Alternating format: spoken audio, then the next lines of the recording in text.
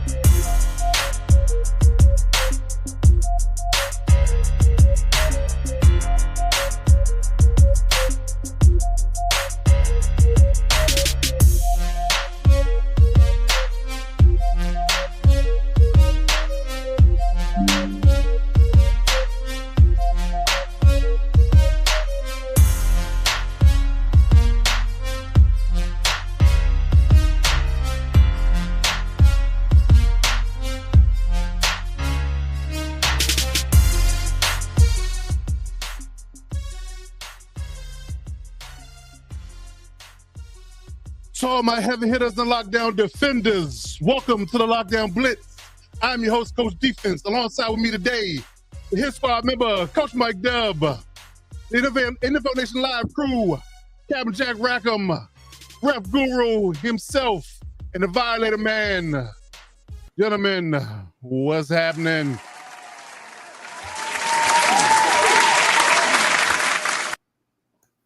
Oh, man, week 13 is in the building, man. We are finished with week 12. We're getting ever so close to that postseason run. Well, for some of us, or none of us, it depends on who you're talking to. I'm getting ready for the postseason. I'm trying to figure out all of the great things I'm going to be eating for all the playoff games I'm going to be watching on TV. Hey, yeah, that too. Whether you indulging with your team or you just watching as a fan, you can do it either way. I understand. I'm with it. But gentlemen, let's go around the room real quick. Let's check the vibes real quick. Coach Mike Dubb, how you doing, good brother? What's going on over there? How was your bye week? It was amazing, very restful, very stress-free.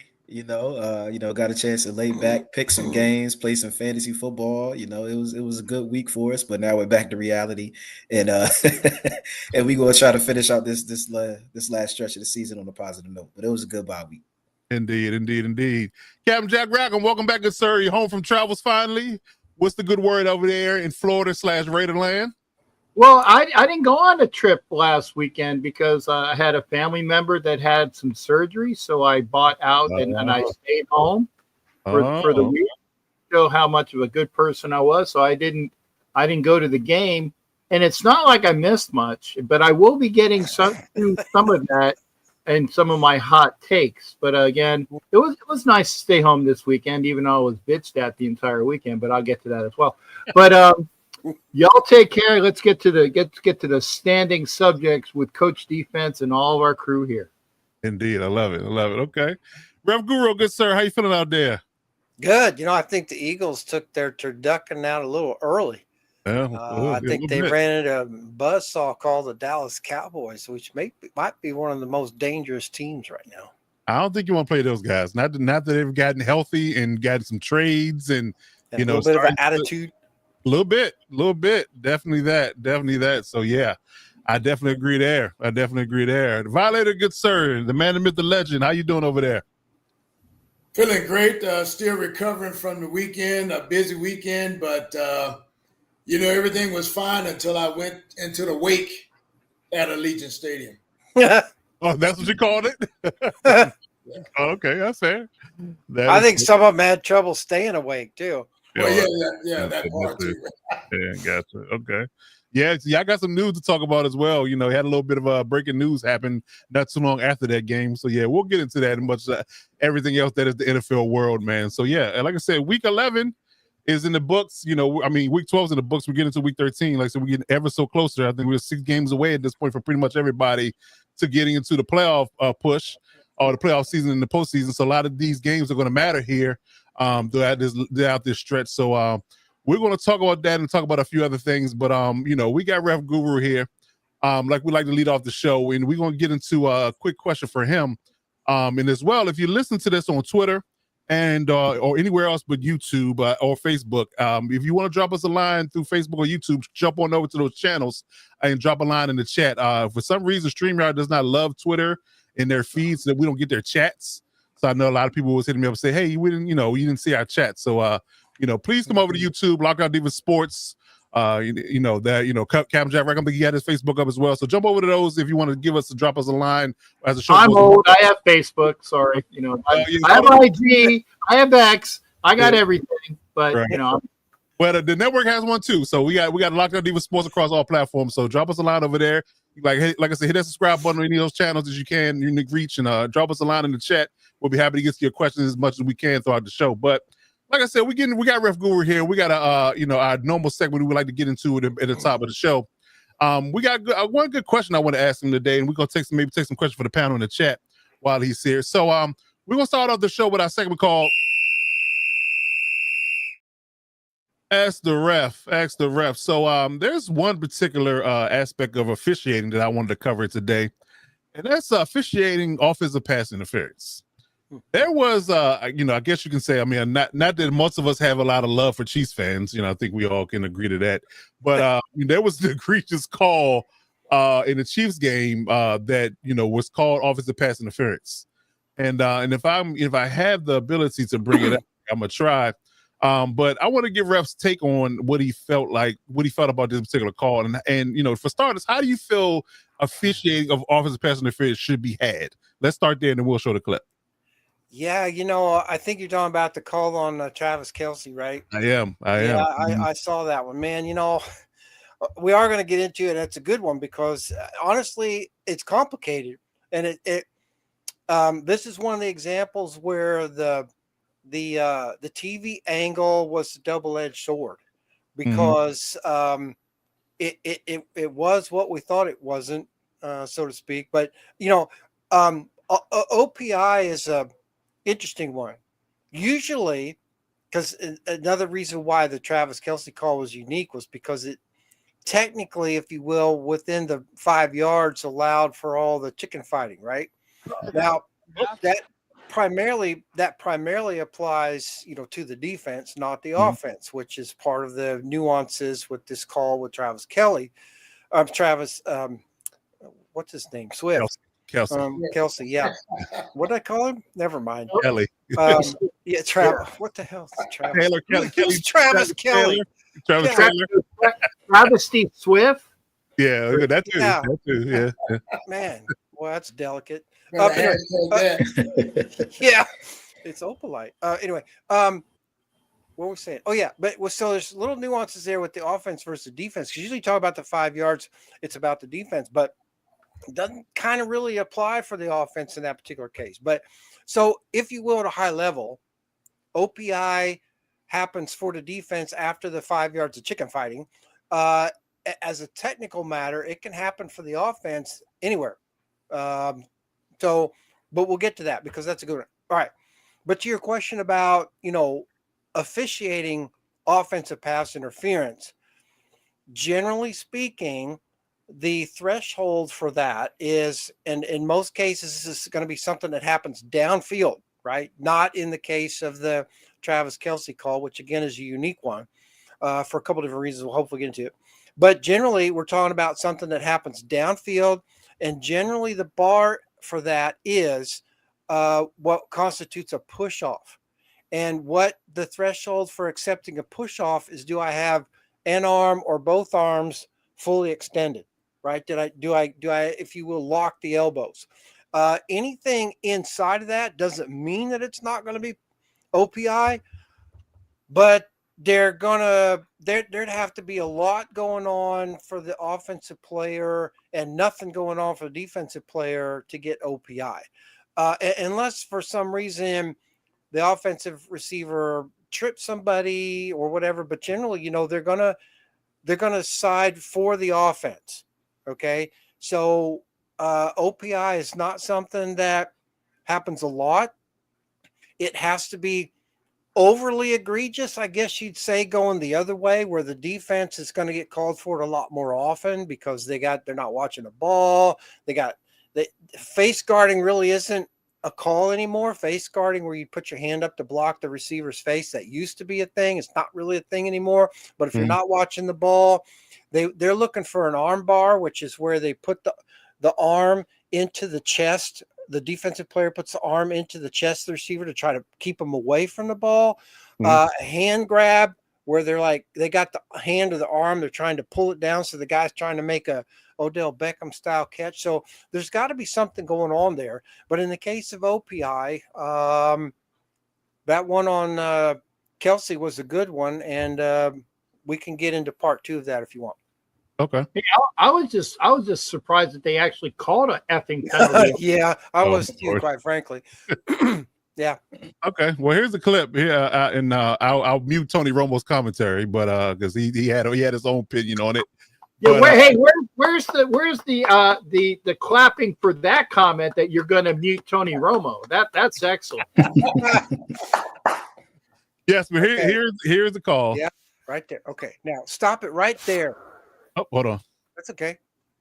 Yeah, that's okay. Run it the whole way, and then when he gets his shoulder into the first guy, stop it. Right there. Okay. Right there. Okay. Now, this is why, I think the field judge, because the line judge is the one straight down the line of scrimmage, which is what, the 4-yard line. Mm-hmm.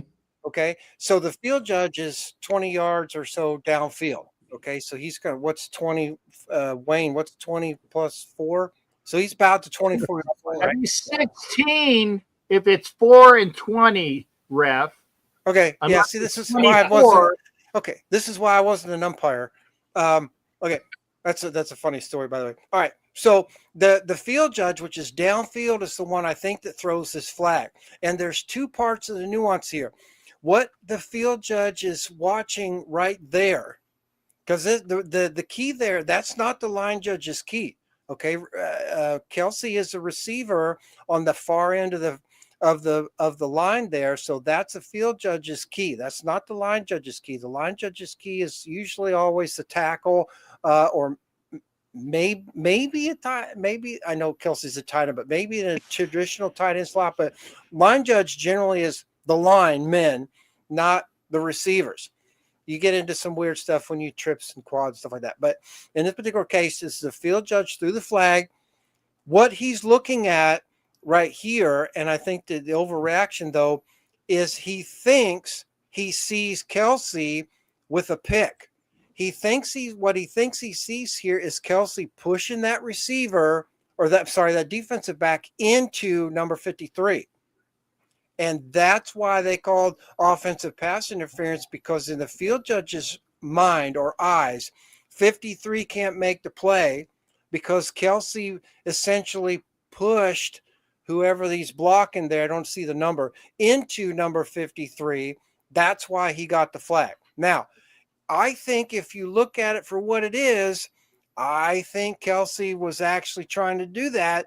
But if you watch the whole play, it's kind of ticky-tacky if you watch the whole play. You can see, because the reason why I say that, Coach, is because when Kelsey is pushing the defender into 53, he's also then makes a turn.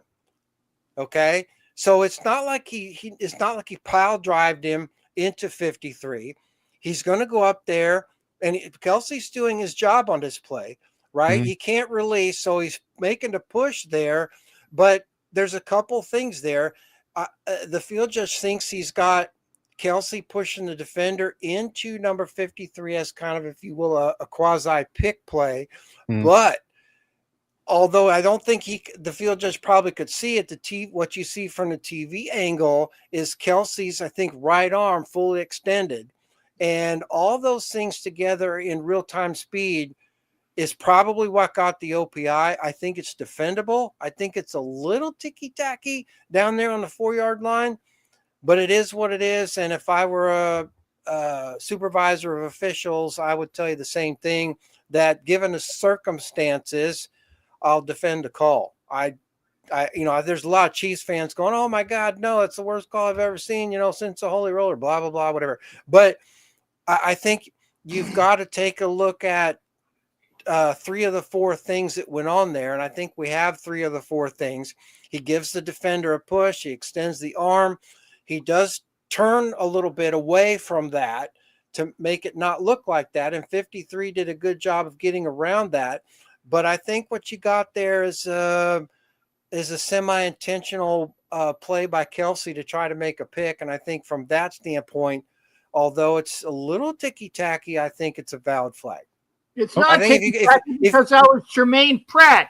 And Kelce wanted to make a point that since Jermaine Pratt quit the Raiders and wasn't able to be seen on that game, he was going to do everything in his power to block Jermaine Pratt this year. Well, there's that. There you go. If you want to throw that into the mix, I won't argue with you on that. Again, I think given the type of play, I think given the nature of the type of player, I think he's trying to do a real faux pick there, if you will, and I don't think he got away with it. And I think the fact that they called him out on it is probably the right thing. Whether it's 100% legit or not, probably arguable.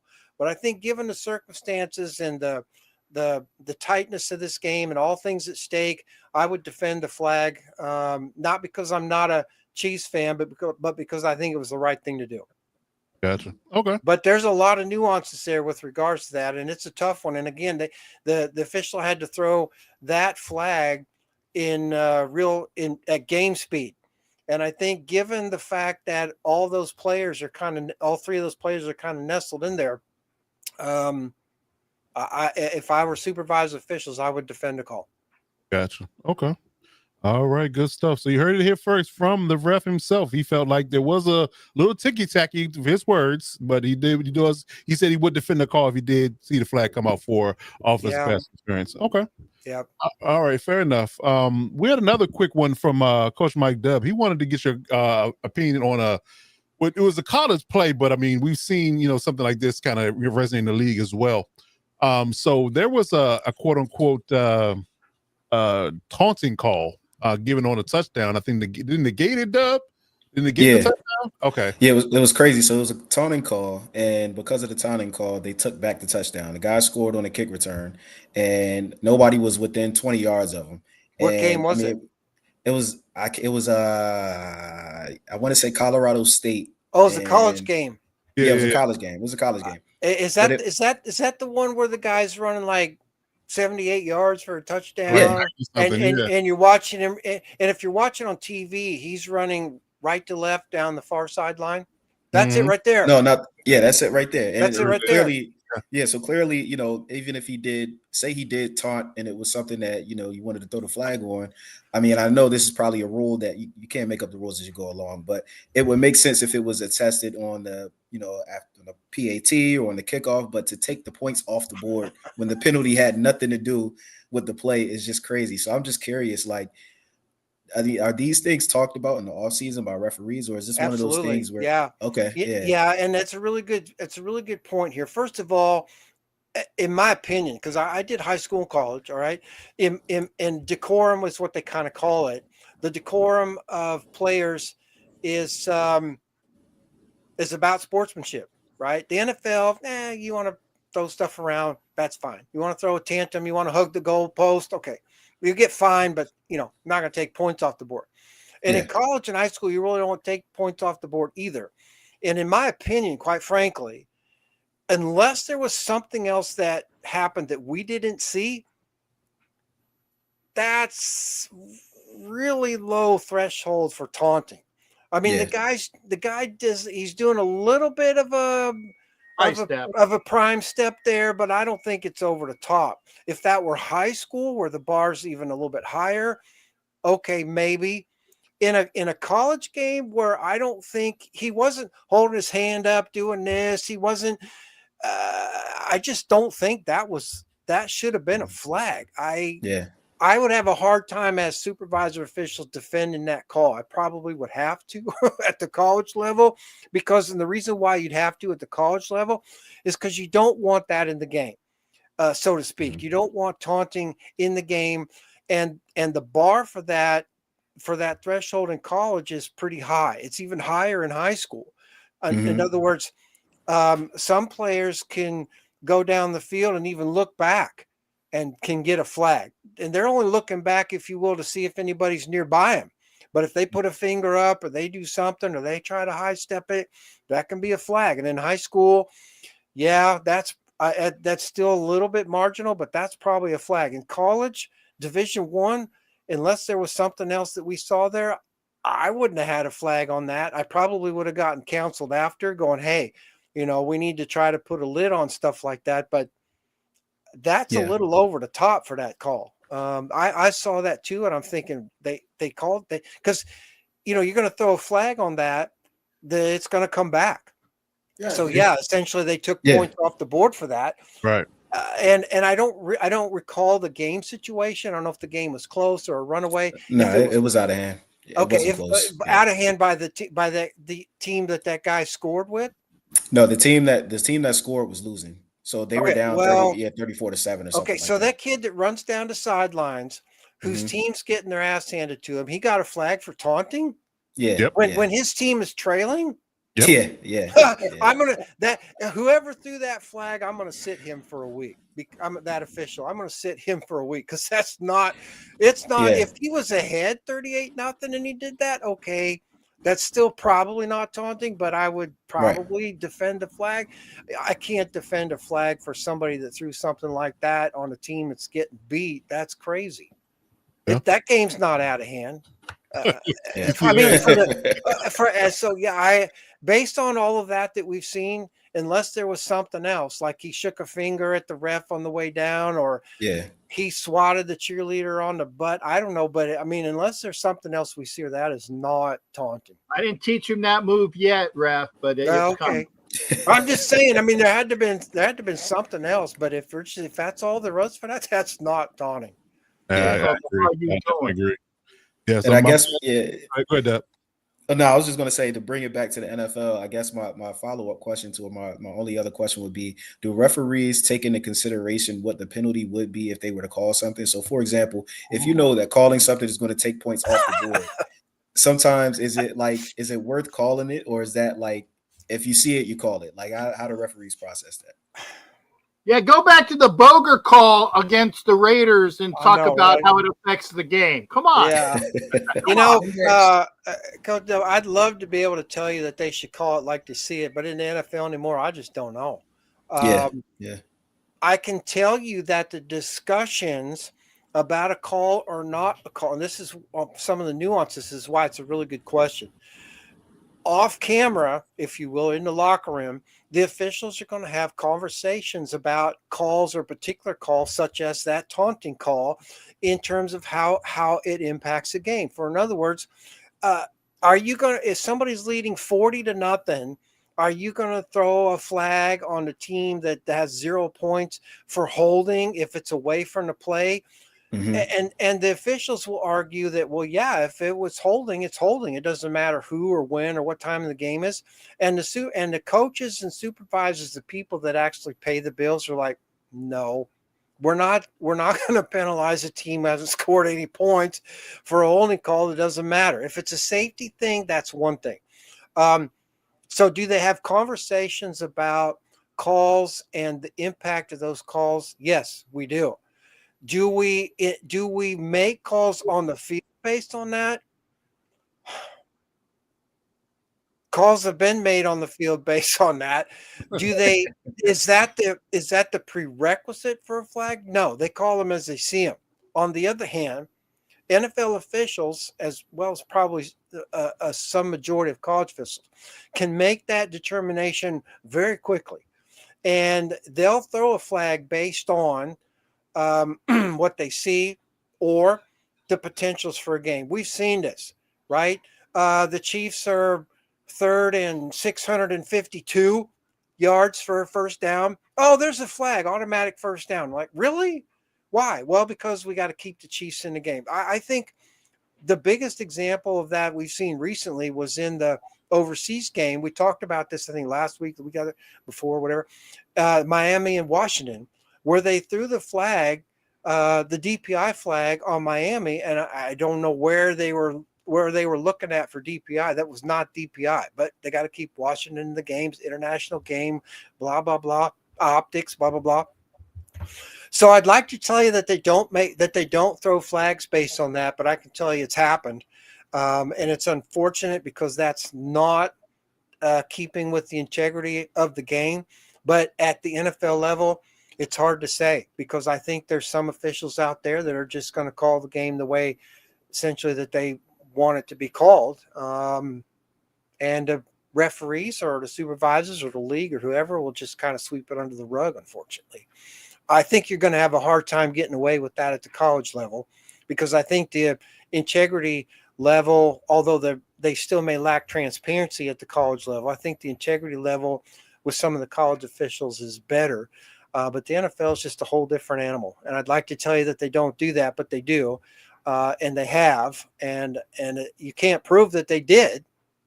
But some of them are just, in my opinion, really obvious. But they do have those conversations about what ifs, impacts of the game, timing of the game. Is it reviewable? Is it not reviewable? How much time's left on the clock? How many timeouts do they have? NFL officials are well versed in being able to process all of that in a matter of seconds. Mm-hmm. And so if they are able to do that all in very short period of time, it's hard for me to imagine that hasn't happened. Playoffs? Yeah. Playoffs? Trying to win a game. Yeah. It's really amazing how much information NFL officials can process in a matter of 3 or 4 seconds. Yeah. Oh, here you go, Cap. Playoffs? Don't talk about playoffs. I just hope we can win a game. There you go. Other than I hope we can win a game, I think that I pretty much was like almost right on my prediction. Okay, gotcha. Okay. All right, good stuff. Well, does anybody else in the panel have any questions for Ref outside of the OPI and the taunting calls? I had a comment for Ref on which calls do the refs discuss which calls have the bigger impact on, say, a certain team and call it at an opportune time. I should take the fifth on that one.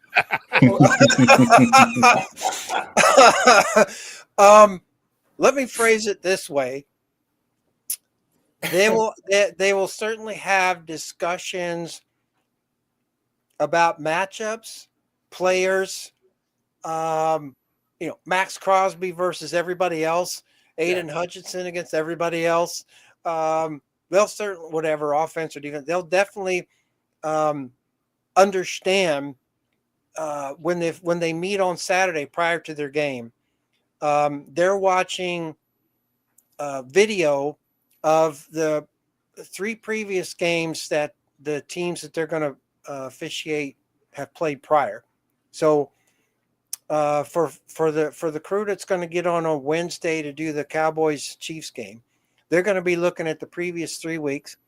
They're going to have a complete list of all the calls that were made, against who those calls were made, what the time was in that game, the game circumstance, the situation, the whole 9 yards. So I think that would make the answer to your question of yes. Okay, yeah. I forgot what the question was. Yeah, okay.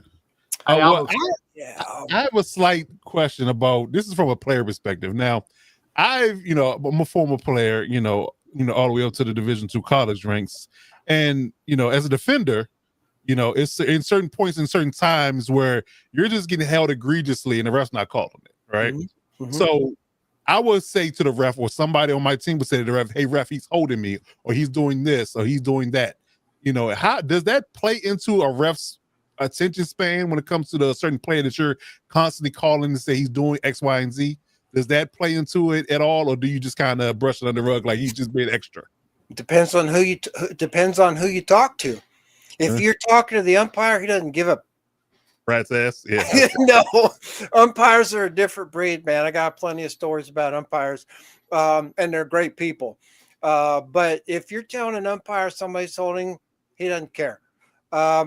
If you're telling the referee is probably 50-50, doesn't care. Okay. If you tell that, if your coaches are yelling at the line judge, your line judge is going to hear that because that's all they hear. The player doesn't have more than a few seconds to yell at the umpire or the referee that he's holding. The coach can stand there all day and yell into the back of my ear, 76 is holding, 76 is holding. When are you going to call 76 for holding? I told you 76 was holding. I mean, I'm going to hear this for 4 quarters and you're going to get your flag. Okay. Somewhere I'm going to start looking for it. Right. You're going to get your flag. The umpire doesn't care. But I think if I were working and if I were counseling with coaches or more specifically players, to your point, I would, as an official advising the coach to the players through the permission of the coaching staff, I would tell the players to go up to the umpire or referee, because it's hard to get to the sidelines right between plays, and say, what's the threshold for that 76 has to reach before you're going to call holding? Mm-hmm. Because if you go to the umpire, and I understand the umpire is not going to listen, but just for the sake of this particular argument, if you go to the umpire and as a defensive player and say, hey, 76 on the offense is holding, the first thing that the umpire thinks is, you don't know what holding is. You're not an official. You're a player. Of course he's holding. You think he's holding. I don't see it. So you have to ask the ref, go to the ref and say, hey, I think 76 is holding. What's your threshold? Because your umpire this week might have a different opinion than what holding is from the umpire that you had last week. That's a good point. So go up to the umpire this week and say, what's your threshold for holding? Oh, well, he's got to rip your jersey off. Well, no. Okay. So when next time the offense is out there, go look for your equipment manager. Say, hey, I need one of those breakaway jerseys, man. Right. Or cut a hole in it so when he grabs it, it'll rip. Right. There you go. But I think that's how I would instruct players, because the referee and the umpire out on the field, they're listening to all kinds of chatter, and your question about, hey, 76 is holding is just part of all the rest of the other chatter and blue chipping that's going on back and forth between two teams. They're not paying any attention to that. Your line judge is hearing that, and that's probably, you're going to get the egregious holding calls from your ref or umpire, but your line judge is much more likely to throw a faux flag for alleged holding, if you will, or whatever the minimum threshold is. But that's what I would instruct your players. It's okay to ask them a question, but it's more important to ask them the correct question. And I would ask the umpire, what's your threshold for holding? Because I'm getting help. Right. And if they can't answer that, you might as well just walk away. If he says, hey, he's got to pull your jersey or drag you to the ground or rip your leg off, okay, well, then at least you know what the standard is for that game. And you can work with that, right? So there's a lot of talking that the players could do that they don't do because they're not trained or taught to do that. I think it's unfortunate. But oftentimes too, the referee in particular really isn't going to listen to much unless he's talking to the captain. Gotcha. So you really, if you're a linebacker, or let's say you're a defensive lineman, and you think you're getting hold, you really should go to your captain and say, could you ask the umpire what the threshold is for holding? And then get your captain to go do it, because your captain's wearing the C patch or whatever on his jersey. And I can tell you this, the officials, whoever they are, whatever position they are, they're going to listen to the captains. They have to. They're captains. They have earned that spot, and the officials are instructed to manage the game with the captains as part of the crew, if you will, not the officiating crew, but the game management as a whole. So captains have a status with the officials, and that is not leveraged enough at any level. And I think it's unfortunate. Oh, okay. Good stuff. Good stuff, man. I like it. I like it too. I definitely do.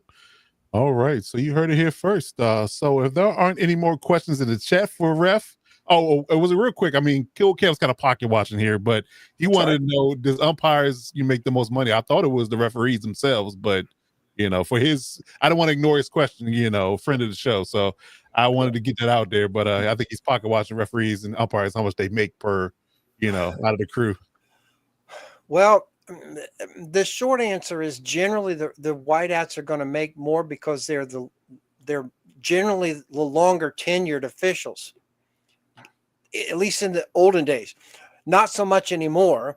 There is a pay scale based on seniority. So if you have an umpire essentially that's not necessarily age older, but senior older in terms of years served, potentially could be making more than a rookie referee. But for all practical purposes, I think the league minimum for officials is $7,000 or $8,000 a game. Maybe they got a little bit of a bump in the last CBA. But if you're a new official, for the easy math, let's just say you're going to make $8,000 a game. So times 20 games, 16 game, we have a bye week. So 19 games, 16 game or 15 game regular season and 3 preseason games. You all can do the math. 8,000 plus hotel stays, right? Huh? Plus per diem, plus hotel stays. Oh yeah, all your expenses are paid. Yeah, and you get a per diem. Yeah, I don't know if very many officials are going to have much of anything out of pocket except for what you choose to, so to speak. Well, but the kids take care of that. They make sure that they. Okay. Yeah. It's. I don't think I'm certain that there are umpires and/or because generally your umpires would be the next most senior, although there's some nuances there too. But your senior referee, senior umpires could be anywhere from $15,000 to $18,000 a game ish. Gotcha. Of course, and if you make playoffs, then you're going to make even more money. Yeah. So I don't know if that answers the question, but generally speaking, let's just assume the payroll is somewhere between rookie at 8 and senior at 18, and we'll call it good. Okay. Fair enough. All right. Good stuff. Indeed. All righty. So if that they're not starving. Yeah, no, I didn't think so. Not at the pro level. I'm sure your boys club, high school, and college are a different pay scale, but they're starving for another day. Yeah. Most of them are starving now. Yeah. Maybe not the Division I officials, but lower level officials are a dedicated group. When I was when I was working JC ball, I think I was working for $75 a game.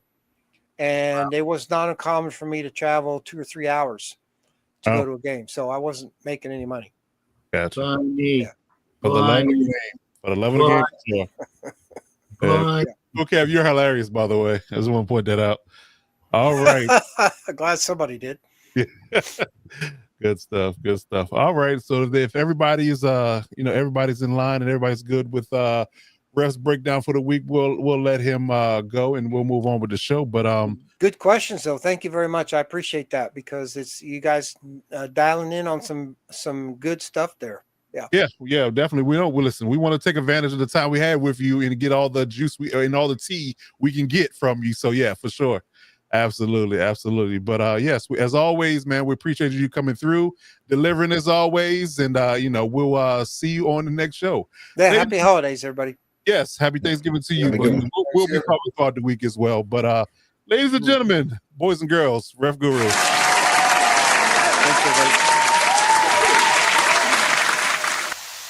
All right, good sir. We will see you down the line. All right, let's get into some headlines. Hit Squad headlines.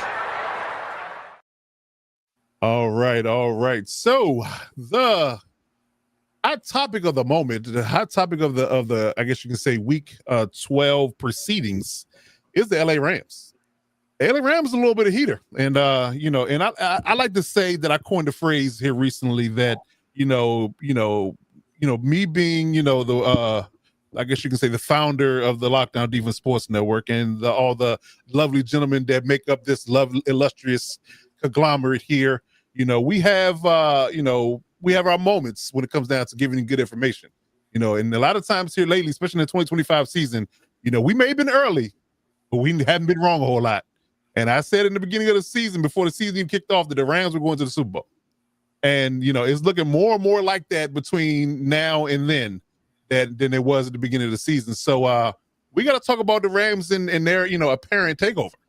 So are we looking at a Rams takeover here? Are we back to, having another Super Bowl for Matt Stafford in the works here in his elder years of 37? Because what he's playing like, he got to be the front runner for MVP at this point, in this particular point in time. So, he's playing flawless football. I don't see any chinks in his armor at all. And having those two stud receivers he has, those two running backs he has, and Sean McVay being the evil genius that he is, it's a lot to be desired over there, and a lot to be had when it comes down to what's going on in LA from the Rams perspective. So we can go around the room and get your takes on how you feel about the Rams. Do you think that they're the prime candidate to take it in the NFC? Let's start with Coach Mike Dubb. Listen, I'll give you your credit. You are right on. One thing I will say, I was big on the Rams because of how they ended last season.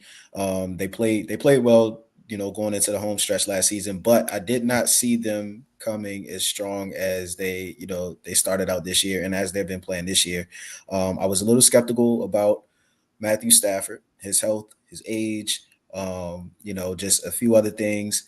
I knew their defense was going to be tough. I knew that they had the weapons. I thought that they were going to probably depend on the run game a little bit more, but you got to give credit to Sean McVay and this Rams offense for slowly, I don't even want to say rebuilding, but reloading without anybody even paying attention. This is a completely different team than they went to the Super Bowl with just a few years ago and that they were competing with just a few years ago. They're young, they're vibrant, and they don't really have a lot of weaknesses. We mentioned the defense. Defense is tough. They play good defense. They're versatile on offense. They have the veteran quarterback. They have, veteran players mixed in with the young youth.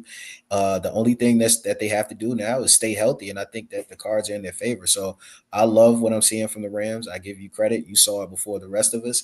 I thought that they were going to be, a good team, but I did not expect them to be contending the way that they are. And in my opinion, they look like probably, if not the strongest, then one of the top 3 strongest teams in the NFL. I like it. What about your man Emmanuel Forbes over there, looking 10 pounds every year and looking like a Pro Bowler? Listen, it's amazing what a winning culture and things will do for you. Sometimes, guys just step up and play well when they're around other guys that are playing well, and they're put in a system and a scheme that works for them.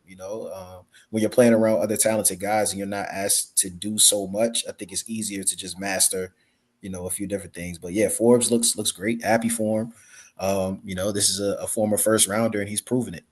I like it. And this is probably a topic for another day, but I think at some point we need to delve into the idea that sometimes when you're a first round pick, that first stop is not the right stop. Mm-hmm. It is something to look at, because we can look at a lot of reclamation projects or reclamation stories here in the last, 2-3 years where they bounced around to a few teams, and when they landed at the right spot, that potential that they saw as a first round pick comes to fruition. And sometimes you need to mature, sometimes you need a different environment, sometimes you need a different coach. But it does work out, more so now than we've seen in the past years. It's a lot less. The number of first round busts is dwindling down a little bit, I guess you can say. Mm-hmm. It's just not. You don't see it right away, but you see it eventually. That kind of thing. But Violator, sir, how you feel about the Rams today? Do you think they're contending? Are they the front runner in NFC to you? What do you think about them? Listen, first of all, let me tip my hat to you because you did bring that up early in the season. I didn't believe it myself because, like Coach Dubb said, I'm looking at Matthew Stafford and him not physically being able to hold up the entire season. Now we're into the last third of the season, and he's playing some of his best ball. Now, again, echoing Coach Dubb, that culture makes a difference. We all know that football is it's so intertwined with the chemistry from front office to coaches to players and all of that. But when you get players that's been cast away from other teams, sometimes that culture is what sparks them and lets them really blossom, so to speak. case in point, look at our friend Adams. You haven't heard squat about it since he went to the Rams. He's getting his rock, sharing time with Puka and the other receivers, but you haven't heard squat complaining from Adams. So he found the right place at the right time. At his age, he can appreciate having that winning culture around him. I guess like he thought he was going to get when he came over to the Raiders. Right. Well, yes, I mean the Rams are so dominant on the defensive side, and there's two or three studs there that I was wanting us to grab in the draft. These second-year players are playing like all pros, man. And barring injury, I don't see nobody really stopping them. Yeah, I need to dig up my coverage on Jared Verse because I covered him in our draft coverage 2 years ago before he got drafted. And I said he's going to be a bona fide stud. I'd seen somebody convert speed to power outside of a prime Khalil Mack in a long time. Yeah. You know, and when you walk into a Pro Bowl type and Tristan Wirth right back into the quarterback on several occasions on Monday night, I'm just like, man, you know, Sunday night, but still, I mean, he's just doing what he wanted, and it wasn't even funny. So yeah, I definitely think that they got a lot brewing there, and they've hit on many draft picks. And get this, you know, regardless of what they do now, they're lined up with having 2 first-round picks in this coming draft, and one is going to be high because one belongs to the Falcons. Yeah. So yeah, they're set up for the now and the future. So they're doing a real good bang up job there. To your point about how the front office marries up with the personnel on the field, and it's all working. It's all working. Got a good system going, man. So they do top notch. Love them or hate them, look out for them Rams. Absolutely. Shout out to Stan Kroenke for sure. Captain Jack, what do you feel about the Rams today in their particular ascension to the top of the NFC West? Well, first off, I'm hoping that you didn't break both of your arms patting yourself on the back because it's going to be kind of hard typing on the keyboards for that. I'm hoping it's just the one, so you can use the other one. Okay, that makes me feel better. That makes me feel better because, and by the way, you can actually get your head on the screen. You know, it was amazing. I thought that it would be expanded like that. Right. It's still there. I'm all good. You got one arm that's still working, which is good, and your head is screens. That's awesome. I don't know how you did that, but that's great. But props to you for thinking that. Then again, that wasn't.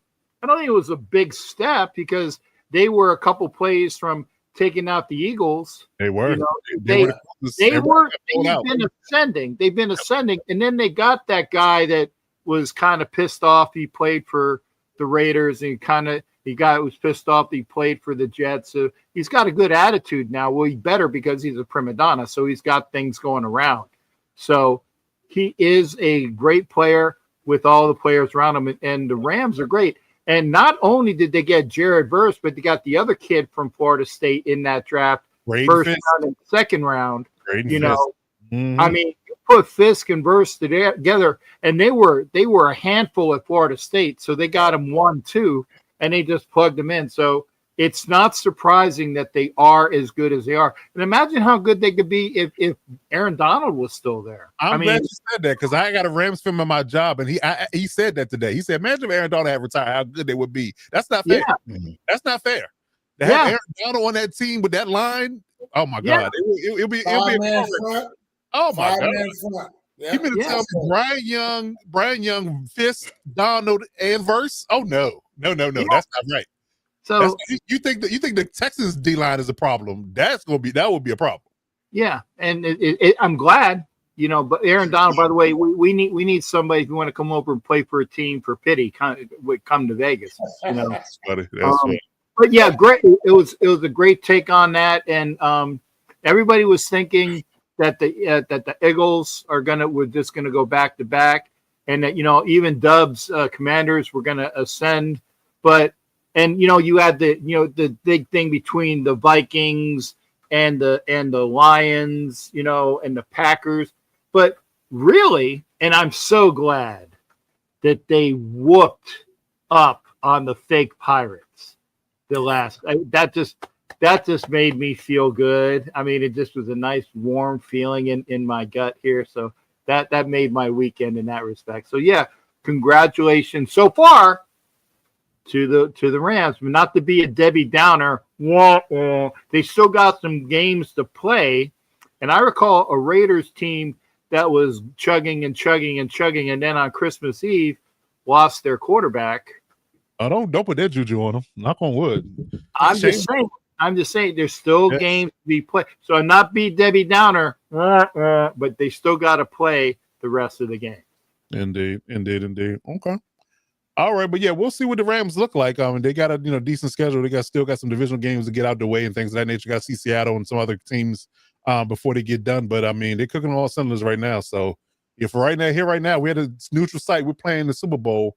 I'm rolling with the Rams. I'm rolling with the Rams. They look really good. So yeah, we'll see how things flow, and we'll keep covering them throughout the rest of the regular season. All right, so we talk about some good news. Let's talk about some bad news. So we got to talk about the firings that happened over the weekend here. We had some late breaking news on Sunday and Monday. It reared its ugly head. So the Raiders fired their offensive coordinator, Chip Kelly, and the Giants fired their DC. Why is his name escaping me right now? Somebody help me if you can. But yeah, whoever the DC for the Giants was, he got canned. So it's weird when it comes down to firing, head coaches, coordinators in season, because, unless you got a guy there's a straight up heir apparent and he's, going to be better than the next guy, which it doesn't happen often if you position coaches and you're the incumbent OC or DC. But, I guess, we can go around the room and, we'll let the Raiders fans on the pod start with this.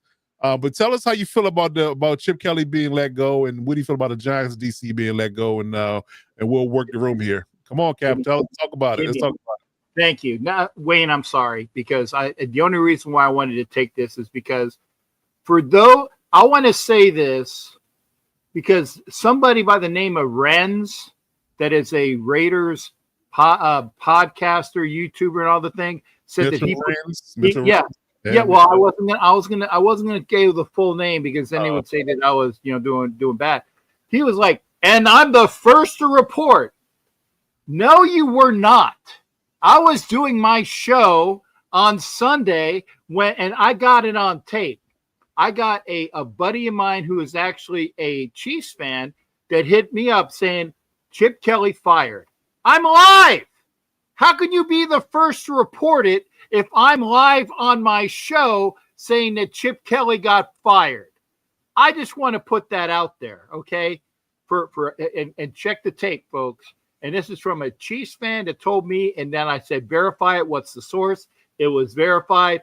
We learned at that time, okay, that it was on my show. Captain, I got to do that. I'm going to do one of your tricks, Coach, where I'm breaking my hand, patting myself on the back for reporting it first. But Here's the thing. You said it was bad news. Not really. Here's my first kind of hot take, because I'll get to the other hot take in a minute. It's not enough. It's not enough, because here's the thing. The Raiders canned Tom McMahon after an abysmal performance, special teams wise, against the Broncos. They needed a fall guy. The special teams didn't perform. See ya, Tom. You're gone. Then they needed a fall guy after a bunch of abysmal performances by the offense the last couple of games. They said, the offense isn't working, which it wasn't. Said, let me see, who can I? Chip Kelly, yeah. See ya, and take your flunky with you, because they canned him too. But here's the thing, for all folks that know this, it's not enough. Pete Carroll needs to fire his son, who is the offensive line coach, because he is about as worthless as a used condom with 3 holes in it. Okay? That's about how worthless Brendan Carroll is. I said Kelly again. That's his son, but he is not going to get fired. So they needed a fall guy. They got rid of Chip, and we will see. And this is the proof in the pudding. We will see if this inspires the Raiders offense to do better. I'm actually thinking that it will, because Kelly's offense did not translate to the NFL very well. Okay. And we got our boy, Greg Olson's going to be the OC on the interim basis. Third time around, by the way. Third time around as the OC for the Raiders. And we'll see what he can do. Maybe he can actually run plays that are of NFL caliber. And good on you there, Greg. But here's the thing. Until they get rid of Brennan Carroll and his other schmuck son, who's like the assistant quarterback's reading guy, this team is not going to perform. And that's on you, Pete. That's on your son, and that's on your other son. And therein lies what I think. And Wayne, I'm sorry, I had to, when I'm talking, I'm the first to report on the Raiders report that I reported it. And I wanted to make sure people knew that. Okay. All right, Violator. Tell us how you feel. You feeling somber? You feeling glad? You hopeful? You're depressed? What's going on over there? I'm pretty much neutral at this point, guys. I'm so numb. I need to put some Bengay on the field. Actually feel myself nowadays. It's just like Cap said. It's not enough. And my feeling is that they do. What do you call just a simple move to pacify the fan base? Because of course we're the idiots that don't know nothing. We don't know football. But these moves are just to either extend somebody else's job, or just like say a pacifier to the fan base. And when the breaking news goes out, everybody gets excited. But if you think of it overall, and it's just not enough. It's just the team is underachieving with all the talent amassed. We were all excited after the draft and after training camp, but it just has become a shadow of what we saw during preseason. So it's not enough. And until they get it right, we may have another decade of this mediocrity. Fair enough. Okay. All right. Okay. All right, Dub, what you got on this matter? Do you think it was, right timing, wrong timing? What you think on this matter? I don't think it was a good fit to begin with. I don't think Pete Carroll is a good fit, to be honest. I think the whole thing was just, I don't know. When I look at Vegas, I think of a franchise that needs, probably not somebody that's in their 80s and that's not going to be around to, really see the rebuild through. 74, but close, Dub. 74. I apologize. You're right. Let me not age him, but I don't know. I think that you will want to, with a rebuild, you will want to kind of start from the ground and have somebody that's able to see it through. And I just didn't like the fit overall with Pete Carroll, and it just felt like they were just putting pieces together without even thinking about how they fit. So I think it's good riddance. I don't think Kelly is cut out for the NFL. I think he's a great college coach and probably will be able to be a successful college coach. There are a lot of different openings. I don't know if he's going back or not, but I just didn't see his style fitting with what the Raiders are trying to do. Even personnel wise, it was like just a collection of guys. I didn't really see the vision with it. And it's talent. They have a talented roster. You look across the board, you see some talent there. And it's frustrating to see it not come together, of course. And, even more so when we talk about the Giants as well. But long story short, I think they made the right decision to not go forward with this staff.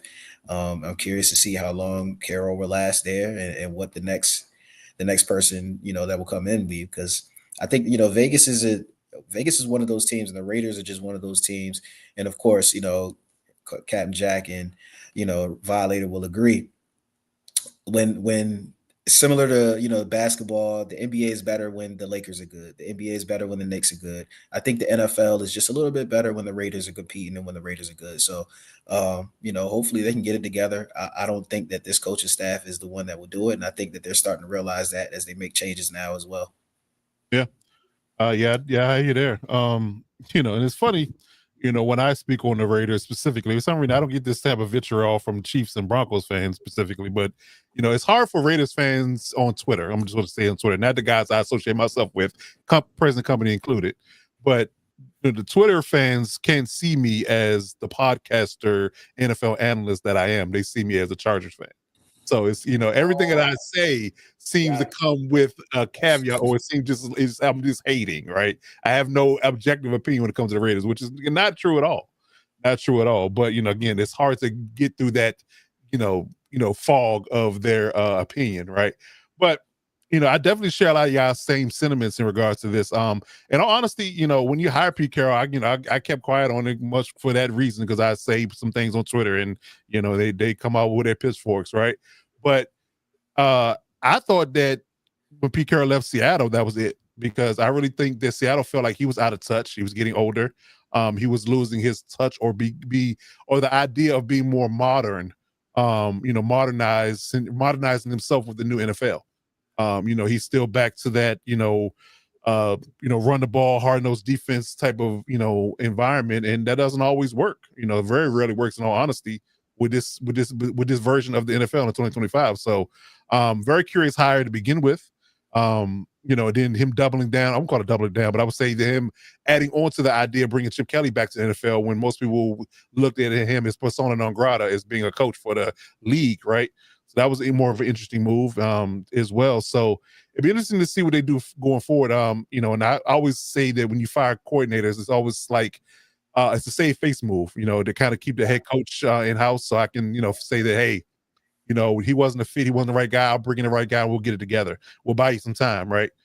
So I think that's mainly why he did it. We'll see how his sons survive the turnover, but yeah, I think that he did that primarily just to see that he don't want to see the owners and the management to get sick of him after 1 year, based on the fact it wasn't going well out the gate. So, and another curious move of him getting Geno. I mean, I think the Geno Smith decision was bad. They said it was some rumors and rumblings on the internet the other day saying that there were some people in the room. I think Antonio Pierce said this. I know that's not your favorite person, but he said that he knew a lot of people before he got let go that were on the idea that they wanted Shedeur Sanders. Tom Brady included, because he's really good friends with the Sanders family, and they were all in on the idea of drafting him maybe not in the first round, but the second or third. And he was clearly available at that particular point in time, and they didn't pull a trigger. They rather have, Pete would rather go with Geno. And I think that's not only an issue with him, having an older quarterback, but not only having an older quarterback, but doubling down on signing him to a multi-year extension. So you really pigeonholing yourself, because I can see Geno being a bridge for 1 year, and then you drafting a kid that will be the heir apparent, but he didn't do any of those things. So you not only have a, I won't call him a lame duck quarterback, but you not have an aging quarterback in your room. You don't have a succession plan. So then there's that as well. So we'll see how things roll. But will Pete survive the turnover, and who will they get to come into air quote be the future at some point? You would think the next year or two you will want to draft a quarterback at least to see what you have from a young perspective, because we know Kenny Pickett and Aiden O'Connell ain't the answer. So and coach, the whole thing is that like Cap had alluded to earlier, it's not enough, because the elephant in the room is still the O-line. Yep. And it's like every time that's mentioned, everybody goes and sticks their head in the hole like an ox. But not me. Not me either. But we knew this the past season. So we thought that they were going to seriously address those needs during free agency and, of course, the draft. Well, they drafted 2 linemen in the 3rd round. Neither one of them seen the field yet. Now we're in week 13. Right. So that doesn't even sound like return on investment right there, because you can't see what you have just from them being in practice. These guys got to see NFL game speed so you can gauge their talent level. Regardless of what school they came from, that's what the media feeds us. That's all bullshit. It don't matter where you come from.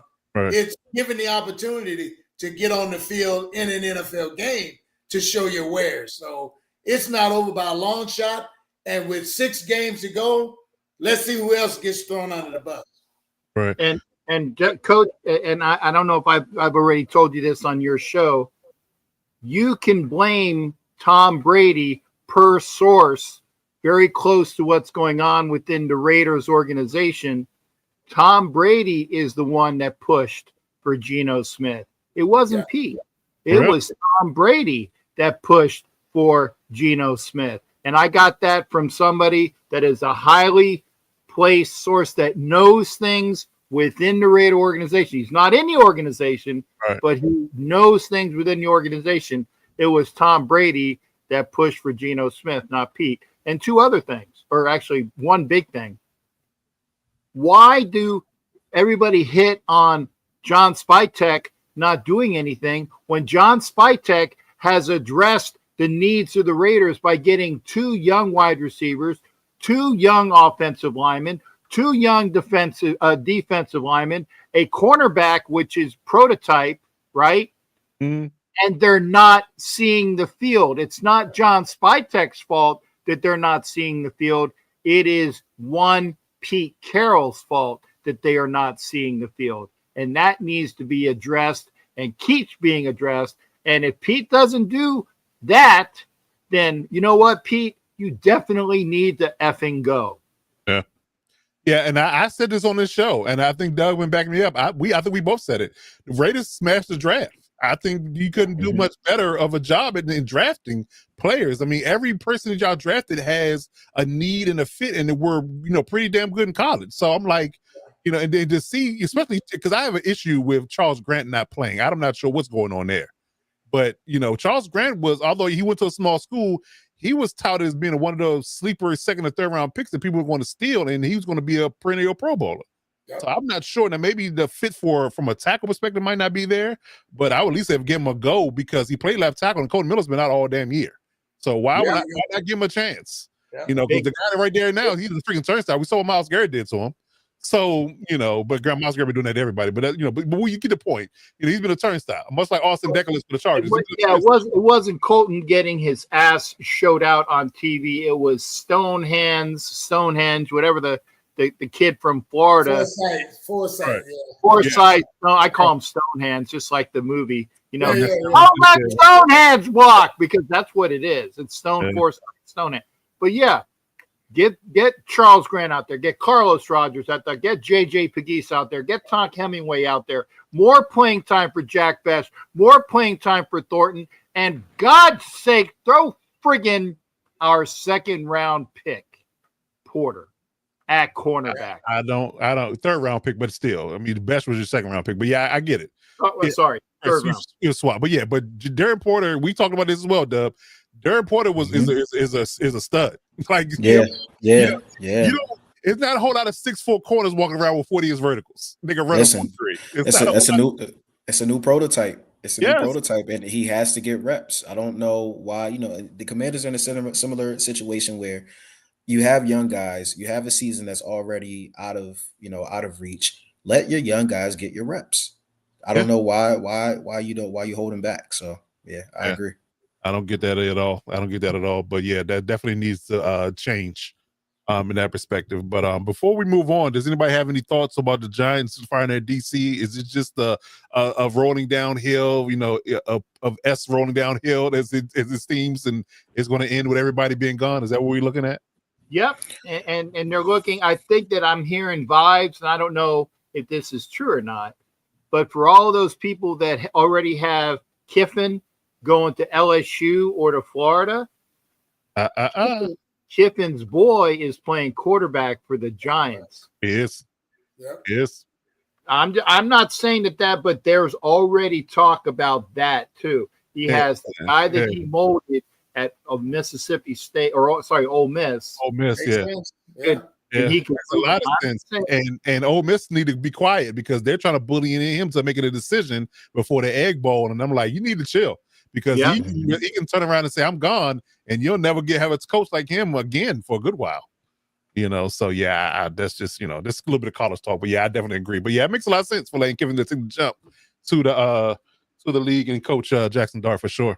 For sure. All right. Any other thoughts on the DC for the Giants before we move on?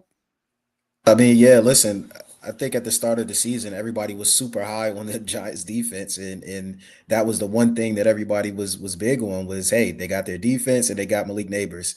And their defense has just been terrible. Yeah. And it's, you know what I mean? And like this is supposed to be generational pass rush and generational front seven, and you got the back, a good secondary, all these things like that. For them to come out and play the way that they played, yeah, he had to go. Yeah, it was like the Browns situation a few years ago before they got Jim Schwartz. They had all those studs, those corners, the D line. I mean, they had players and Pro Bowlers everywhere, and they could not stop a cold with a vaccine. So it was bad, and they bring Jim Schwartz in the very next year, and guess what? Top 10 defense. So coaching matters, man. Coaching and scheme matters. That's for sure, because they had way too much talent to play as poorly as they have on defense. That's for sure. So it makes sense. So I just want to get y'all thoughts on how y'all felt about firing in season in his situation. But yeah, we'll see what happens. But I think we're looking at a whole different regime come 2026 in that outfit. Just a question of who has the personality, who has the character to deal with New York media, because that's a thing. And not everybody's built to deal with the New York media, from a coaching perspective. So you got to choose wisely for sure. You have to choose wisely. Okay. All right. So let's move on down the line here. So let's get into our rolling topic here and our quest for knowledge in our segment called Do You Believe? This is our rolling segment, and this is our more popular segments of the show here recently in regards to questions that are off the cuff. These guys don't know what question I'm going to ask them, before the show.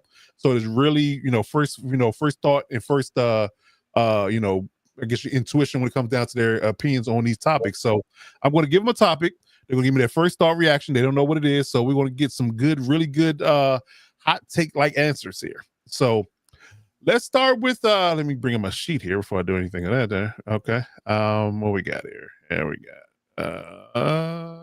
There we go. All right. So let's start with Dub. So we've talked about, it's funny because I think 2 weeks ago we did a fix your franchise for the Falcons, right? So now 2 weeks later we see that Michael Penix is hurt. We're now back down to Kirk Cousins in his khakis. Regards to him playing quarterback for the Falcons, and they're not doing well. I alluded to earlier how the Rams have their pick, and they're going to likely be picking high in the first round because of the Falcons' inability to win games this year. So, based upon our analysis of their fix your franchise segment and Raheem Morris's tenure, do you believe that Raheem Morris survives the Penix injury? Because he's going to be hurt for at least the next 8-9 months, maybe longer. So we might be seeing Kirk in 2026. No, I don't think he survives it. I think that they probably make a move. I don't know. It's hard to say. I think there's some front office things that's going to be happening.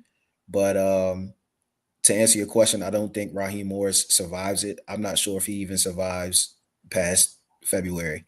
This is similar to how we were talking about the Giants, and you have all the tools and all those things like that. The Falcons have probably the most talented, aside from the Bucs, probably the most talented roster in the NFC South. Raheem Morris is a defensive guy. They haven't been able to play good, consistent defense. They haven't been able to get a consistent flow with all their weapons on offense, and it's just not working. And I hate to say it because I love Raheem Morris and I want to see him do well. But unless barring, a really good run and arguably no more losses going into the rest of the season, I don't see him coming back next year. Okay. All right. Yeah, it's going to be tough. I mean, I think we kind of talked about how Arthur Blank is getting impatient. He's getting older and he wants to see a winner before he retires or worse. I'm not going to put that on him, but I think, he wants to see things turn around while he's still docile and can get around. Right. So, yeah, I definitely believe that Raheem Morris is definitely seat's getting a little warm there, and it's not from the seat warmers. I think it's from the heat and the pressure that you're feeling from the front office and what they feel like you're doing or not doing in the 2 years you've been there. So good stuff. All right. Morris can't go out because he was a former Bucs coach. He went to coach the Falcons. He's not going to Nolans because Nolans got their new coach, and Dave Canales is doing wonders with the Panthers. He's got to find another division to coach next year. Yeah, somewhere, probably a positional coach at some point. But yeah, I don't think he's gonna be a head coach anymore in the near future. Yeah. Okay. All right, Violator, I got one for you. Let's flip over to the AFC. The Ravens, I think they are at top of the division now at this particular point in time. They finally made it back I think they're above 500 at this point and things of that nature. You know, and not a lot of being talked about in their space, but you know, they're on a nice little bit of a run. You know, Lamar Jackson, you know, seemingly healthy now and things of that nature. We are looking at a 5-game winning streak here, going into a Bengals game on Thursday night, which they'll likely win. I mean, Joe Burrow is coming back, but I mean, it is that defense of the Bengals. So who, you know, I don't expect much. So do you believe that the Ravens are the front runners in the AFC now? Oh man, the front runners. Yeah. Oh God. You know, the Patriots are young, the Bills are floundering. You know, the Broncos haven't been there at all. Got a young quarterback, sophomore guy, kind of slumming right now.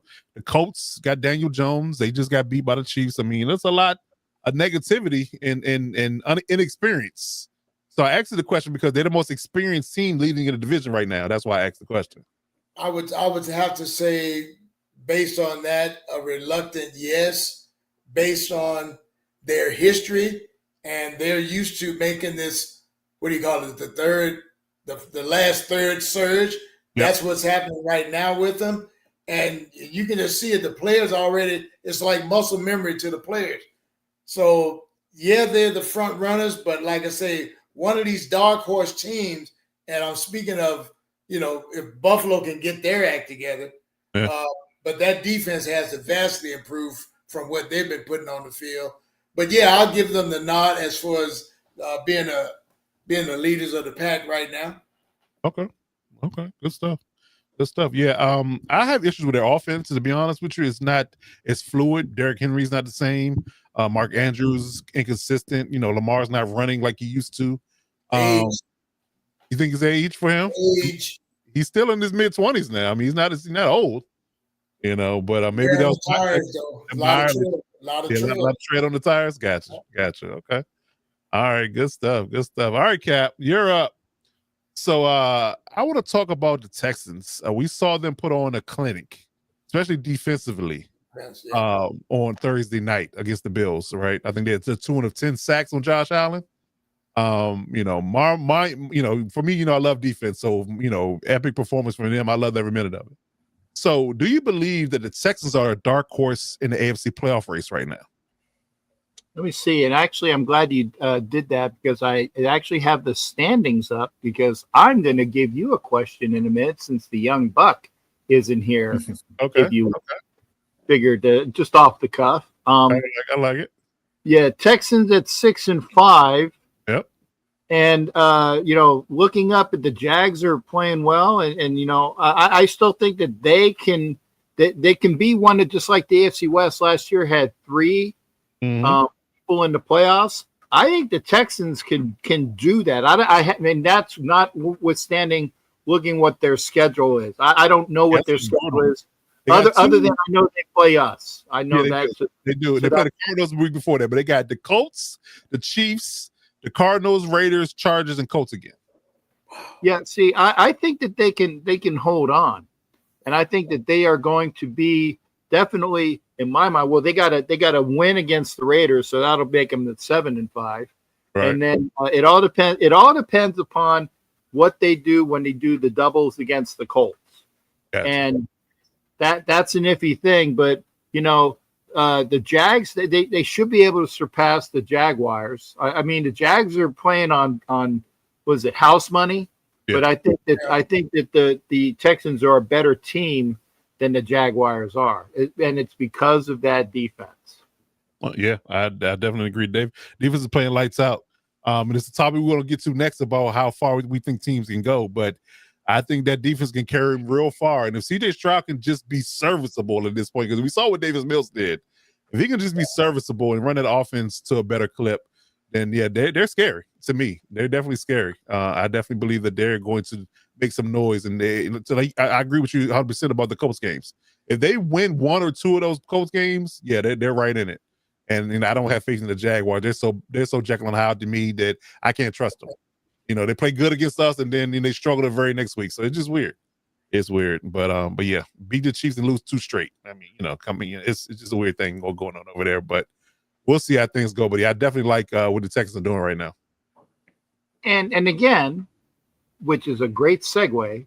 My my question to you, because again, I noticed that the young buck wasn't here, so I'm gonna throw it at you, and it's right along your lines. It's something that would be near and dear to your heart, because I'm looking at the standings, and it says that the Los Angeles Chargers are sitting at 7-4, just a couple games out of the AFC West, and as you know, I picked the Denver Broncos to win the AFC West this year on my program.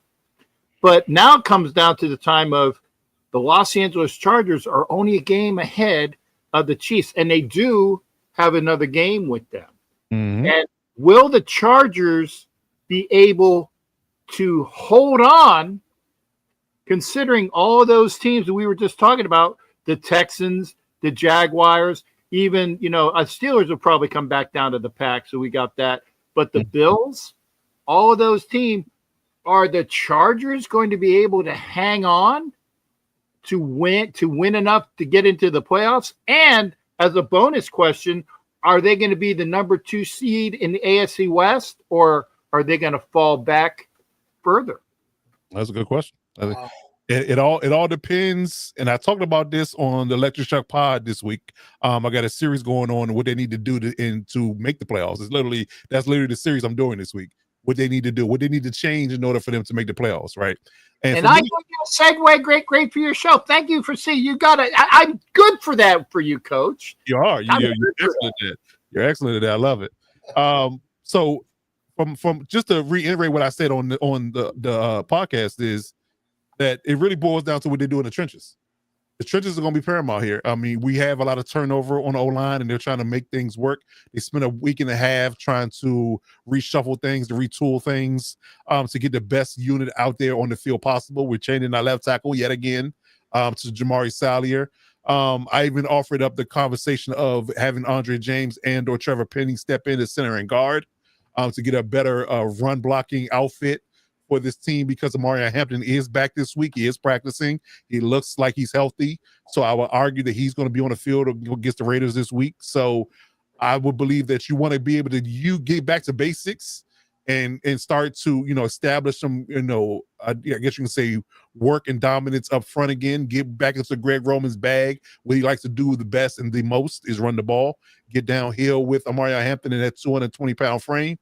So I would say that if they can get things going in the running game, which will open up the pass game, holistically, and get back to us being able to use our weapons like Arondé Gaskins, Keenan Allen, Lat McConkey, and Quentin Johnston, and be able to throw the ball down the field, that will allow us to, yes, make the playoffs. But if we do not do that, if we can't protect Justin Herbert in a lot of stretches, we don't stay on time, stay ahead of the chain, stay on schedule, and do things like that, and have him drop back and be bombarded by a severe pass rush that we want to see from Max Crosby, we're going to see from the Eagles D-line, we're going to see from the Texans, the Chiefs.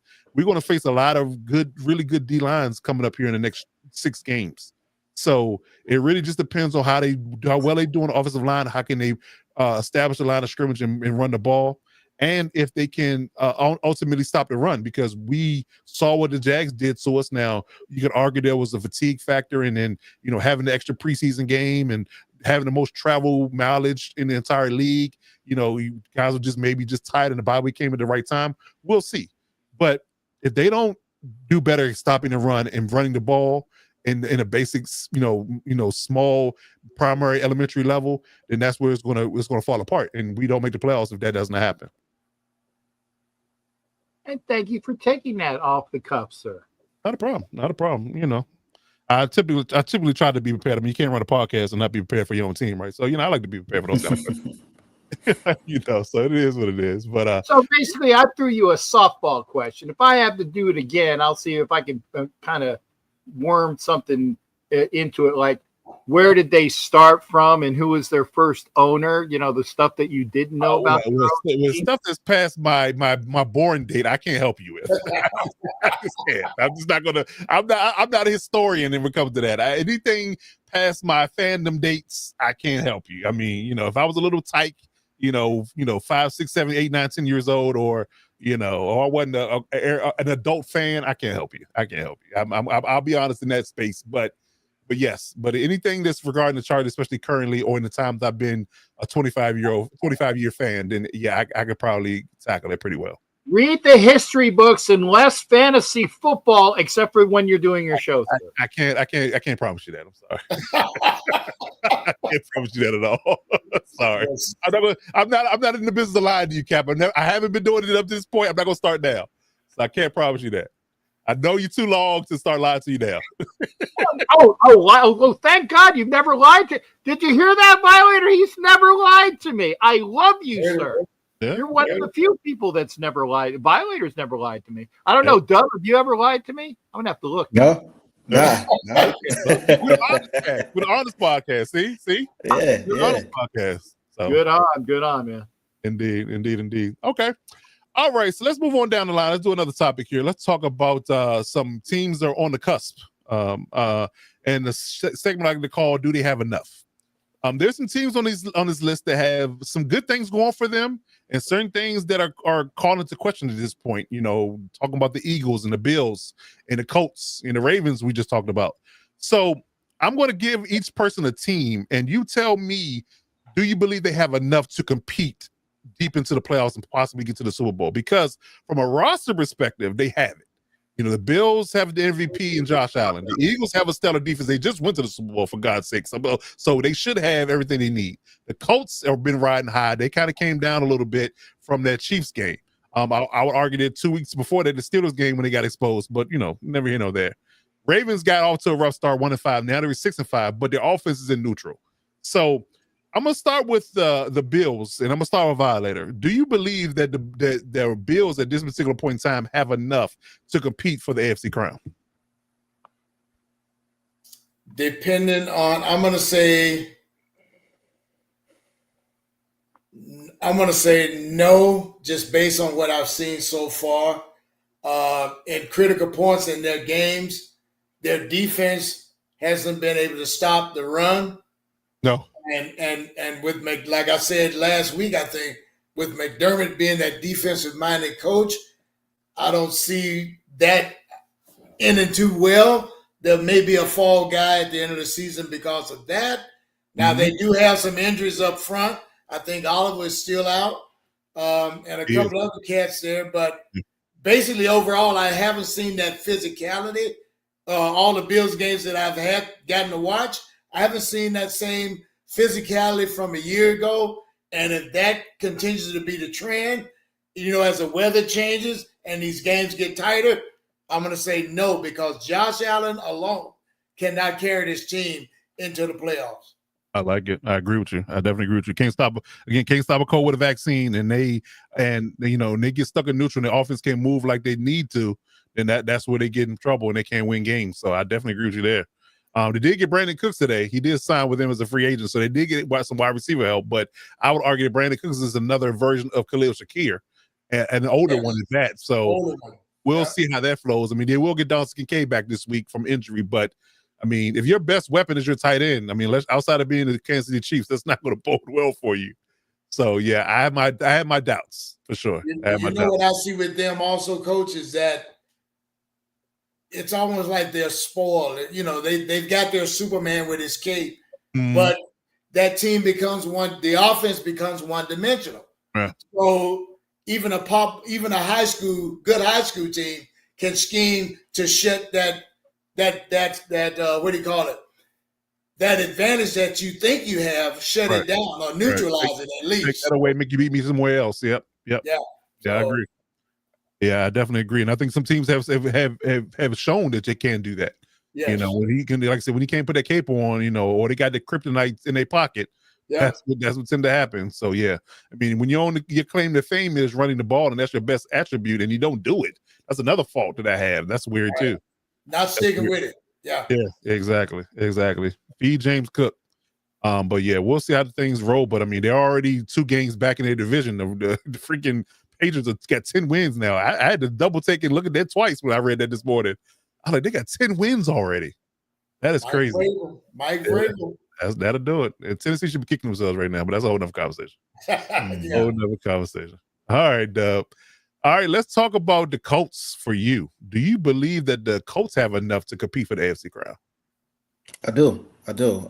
I don't see anybody else in the AFC that really looks like, they want it, to be honest. I mean, like we talk about the Bills and they have some things that they're lacking. The Ravens, we're still waiting to see Lamar be Lamar. It just doesn't look like there's anybody else that's going to step up and really take that next step to really compete with the top teams in the NFC and the top teams in the NFL. So, to me, I think the Colts are probably, the next best thing if you trust in Danny Dimes. So it's really, what I mean? So it's really going to come down to that. But I do think they have enough to make it in the AFC. Obviously that was the question, so I'm going to leave it there. Okay. But we talked about earlier who, when we talk about strongest teams in the NFL and what will happen in the Super Bowl, that's a different story. But in order to get past the AFC, I think the Colts do have enough. Yeah, I'm concerned about Jonathan Taylor and Daniel Jones because I feel like when Jonathan Taylor is allowed to run wild, Danny Jones plays better. But when you have to be reliant and completely and utterly, and that's been the quote unquote modus operandi of the NFL lately, when the quarterback carries it, Patrick Mahomes, Josh Allen, Lamar Jackson, Matt Stafford, Jalen Hurts, when the chips are down, they're the ones that get you over the hump, right? But I'm not sure Daniel Jones can do that. And if you see what the Chiefs did, they literally, to Violet's point earlier, they took away your best weapon and made you play left-handed, and you couldn't write. You couldn't write a sentence with being left-handed. So that tells you that if you can find a possible way to keep Jonathan Taylor bottled up, and if they had to face the Chiefs again in the playoffs, I would argue the Chiefs probably win it again, because they know how to shut Jonathan Taylor down. They got a really good run defense. So, and you got to face the teams like the Texans, who just got a good defense in general. So they're not going to let you do anything, So, yeah, I would argue that, even the Steelers, what they did to him, got after him, stopped the run, got after him with the pass rush, and the freshman Daniel Jones all day. So, yeah, I think that if it's up to Daniel Jones to carry it, I'm not sure he can get it done. But if they're allowed to, use that formula of letting Jonathan Taylor run wild, and they can work the pass game off of that, get it to Tyler Warren, get it to Pittman, and things of that nature, they can go far. But that is a big if. When you're facing good playoff teams, and I think every team that we looked at, that's in the AFC contention, they have good defenses. Yeah. So it really just boils down to that. So it just really just depends. If you have to rely on Daniel Jones, I'm a little skeptical. That's just my personal opinion, but we'll see. We'll see. All right, Captain Jack, let's talk about the Eagles on your side. Do you believe that the Eagles have enough to compete for the NFC crown? I was looking, I said, he's going to give me the Eagles question because he knows I'm from Philly. And I think that subliminally that worked into your knowledge. Am I right there? You are, sir, because I know you're a Phillies fan. Yeah, I knew. I said the Eagles or Ravens. Yeah, I got the Eagles. Yeah. All right. And then I was looking, I was spying over here to my standings, and yeah, the Eagles defense, even though, and I have no clue, because I was kind of watching the Cowboys game the other day. I'm like, I don't know how Dallas won that game, especially when they got a really bad call against them on that blocked knee. That was another one for the ref that actually the referees came over and said, yeah, we screwed that one up. When the guy had a block, then they called 15 for him. But I just don't know. I mean, other than the fact that I can't understand why Nick Sirianni still has a job, because he must be doing it with smoke and mirrors, but he does something. But whoever the Eagles defensive coordinator is the reason why they are. Oh yeah, of course, Fangio. Thank you.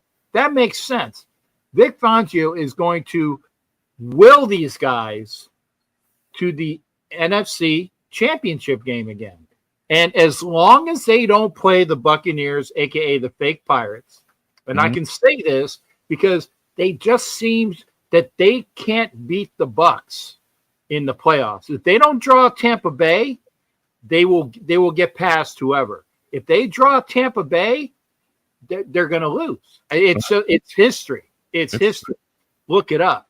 And I remember even being down here in Tampa for being here with Philly Sports Guy, front row, watching what should have been an overwhelming Eagles victory in what was Jason Kelce's last game.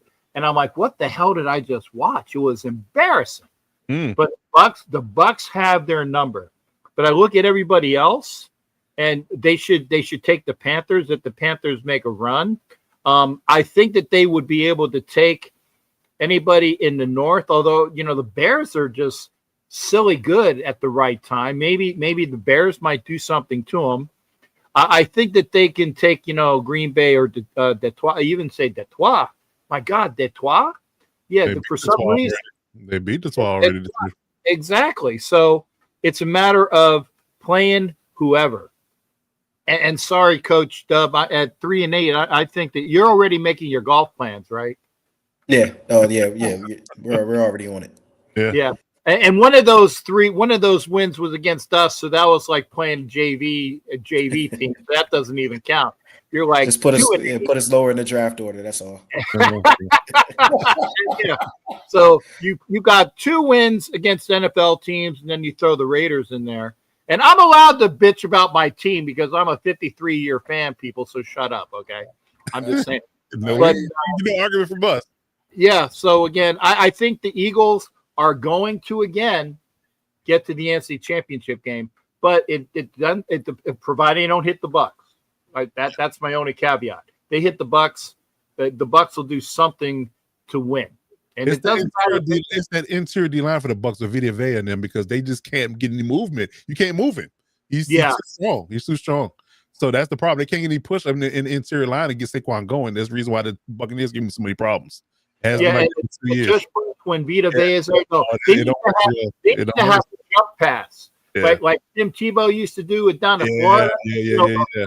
A fake tush push jump pass. I swear it would be a touchdown. Well, I hope they're listening. I hope Kevin Bachula is listening because he might need some pointers. Their offensive coordinator. Yeah, so that's a good one. Okay. All right, good stuff. So I'll do the Ravens real quick. What bothers me, ironically enough, the defense is playing well because they were there. That was a contentious point in a moment at the start of the season. Defense couldn't stop anybody. Made some tweaks, made some personnel moves, got Alohi Gilman, traded off away. Now the defense is playing pretty good now. They're definitely doing their part. The problem, ironically, now is since Lamar Jackson's come back from injury, is offense. When Derrick Henry, is he slowing down? They're not giving the ball in the proper manner. Are they not feeding him the way they need to feed him? Or are they kind of resting him or kind of keeping him fresh for the stretch run? What are they doing there? But it's just an odd pairing with their offense right now. DeAndre Hopkins is just out there running track reps. He's not getting the ball. And, Mark Andrews is inconsistent from a tight end perspective. So that's what scares me about the Ravens is their offense. The offense bothers me, and if they can't seem to get that together and put points up and establish themselves, their identity, and let people know what they're going to be doing week to week, then that's what would cause the question for me. But I do think they'll make the playoffs most likely take the division, but that might be where it stops. I mean, if they had to go against the Texans today in that defense, I'm a little worried. I'm a little worried for them, in that space. Even the Chiefs defense is really good against the run. You saw what they did to Derrick Henry in the playoffs, so. Yeah, I do believe that it depends on who they play, but I'm a little concerned about the offense. Offense needs to pick it up in the next 3 to 4 weeks. If they can do that, then I got high hopes. But if not, we might be, talking about a new offensive coordinator yet again after Todd Monken's run. So we'll see how things go. But that's my take on the Ravens. But any other go backs? Any other comments or additions before we move on? Now I'm going to go back to your comment with the Ravens now. Just from the games that I've watched of them, I think they're kind of doing like the Lakers did LeBron. They just pace him for the entirety because they know they need him on that the last 4 games to solidify their positioning. So, but you can see him slowing down just a bit. Like you mentioned, Mark Andrews, same thing, slowing down just a bit, so Father Time doesn't lose, man. So it does not. It's catching up with all these guys. So I see them in a running back race next draft. Yeah. And of course, offensive line, because that's been their bread and butter. and I think they're going to lose their center to free agency. Yeah. So I think we want them. We want their center. Yeah, we'll take him. Yeah, we're damn sure taking. But you might be in a bidding war with us. I'm not gonna lie to you. Oh, is that yeah. You're gonna be in a bidding war with the Chargers, and we got $120 million in cap. So I'm hoping that it'll be a bidding war for sure. We got it. We got about that. Yeah, somewhere close. Yeah. Yeah, we got. Actually, I think we might have a little bit more. But it's funny how we talk about all these skilled positions in the game. Yep. Without the trenches on both sides. You just giving us lip service, man. That's a fact. You know? Yep. And by the way, please play Andre James at center this week coming up so we can go blow past his ass.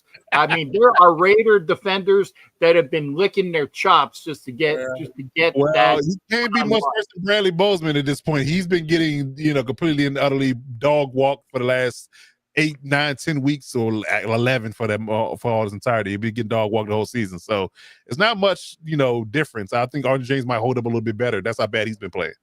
So I say that Bradley Bozeman reminds me of remember those old punching bags, the characters on them that you could tackle them. They would just come up, they would go up and go down. That's how Bradley Bozeman plays center. They play center. Yeah, just knock it down and he'll it'll pop back up.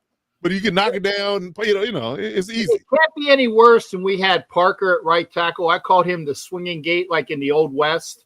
Whoever was on him would be by him just like the swinging gate. Yeah. Little doors. Yeah. Cafe doors. There you go. Oh, yeah. But again, I think we're in a rough spot. That's all I can say. We definitely gonna need a center in 2026. That's for sure. Well, good. I will be watching that game in Atlanta. I like it. Yeah. Okay. Good stuff. All right. So let's move on down the line. Let's talk about our cover forecast. We'll get into games of the week real quick before we wrap up the pod here. We got some good games on the docket, and they start Thursday, gentlemen. So if you got fantasy football or you got bets or just, the games kick off at noon on Thursday. We got an early week here. Thanksgiving week. Yeah. We got an early week here. So we got 4 good games on the docket, some on the Thursday slate, some not. But we got the Packers and Lions, early on Thursday, in Detroit of ball. Oh, where's my hat? Damn it! Yeah, in Detroit. So we got the Packers going to Detroit to face the Lions, and the Lions are favored by 2.5. So while Cap gets ready, Dub, who do you got in this game and why? I am going to go with the Packers. Thanksgiving Day. I'm not sure what the Lions' recent record on Thanksgiving Day is, but I think they still struggle, if I'm not mistaken, right? I think you're right. I think they still, for some reason, they just have that curse over them on Thanksgiving Day. But I think the Packers, get something going on the ground, especially with Josh Jacobs coming back healthy, and I think they're able to pull out a close one in Detroit.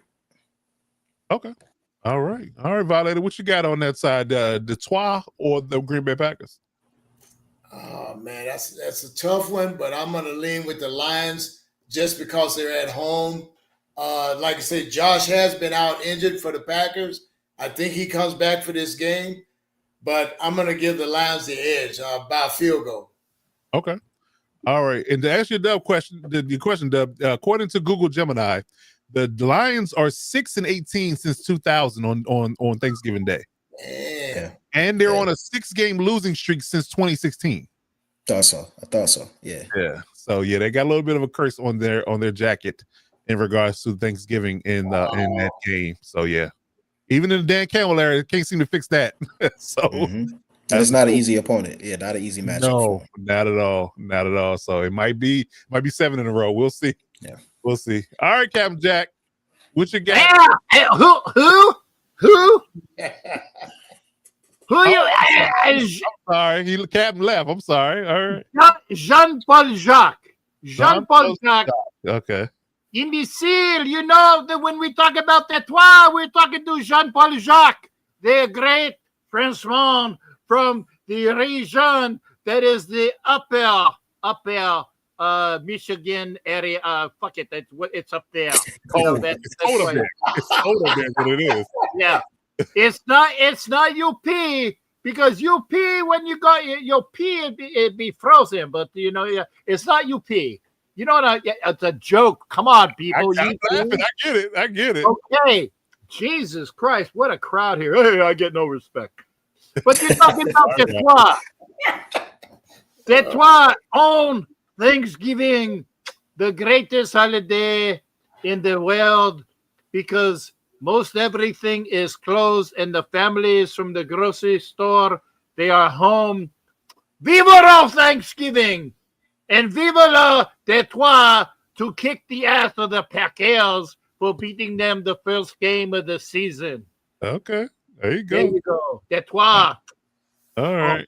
Thanksgiving. And I don't care about that damn thing, that they're going to be pissed off that they lost. Oh, my accent went away. They're going to be pissed off that they lost to the Green Bay Fudge Packers. Oh wow. Okay. Okay. Well, I hate to use since you use that reference. I hate to go with it, but I got the Packers with it. That I'm, I guess the superstition made me go with the idea that Packers will win this game. But yeah, Dan Campbell, he's been calling plays. It's been a little bit of a weird thing going on there. I'm not liking it. I mean, outside of Jahmyr Gibbs having a Herculean effort, That is my reason. Jahmyr, my friend Gibbs, will run all over the Fudge Packers. Yeah, we'll see. And their defense is a little bit different than the defense they played last week. So I would argue that probably the Packers will win this one. I mean, just the stigma of the Thanksgiving nightmare of the Lions have at this moment could play into it. But yeah, I'm gonna roll with the Packers and I'm gonna go with the underdog here. No, imbécile, merde, coach. Merde. All right, so I think this is another Thursday night game. Chiefs going on the road to the Cowboys, and they're favored on the road by -3. So, Dub, what do you got in this one? Who you got, Chiefs or Cowboys?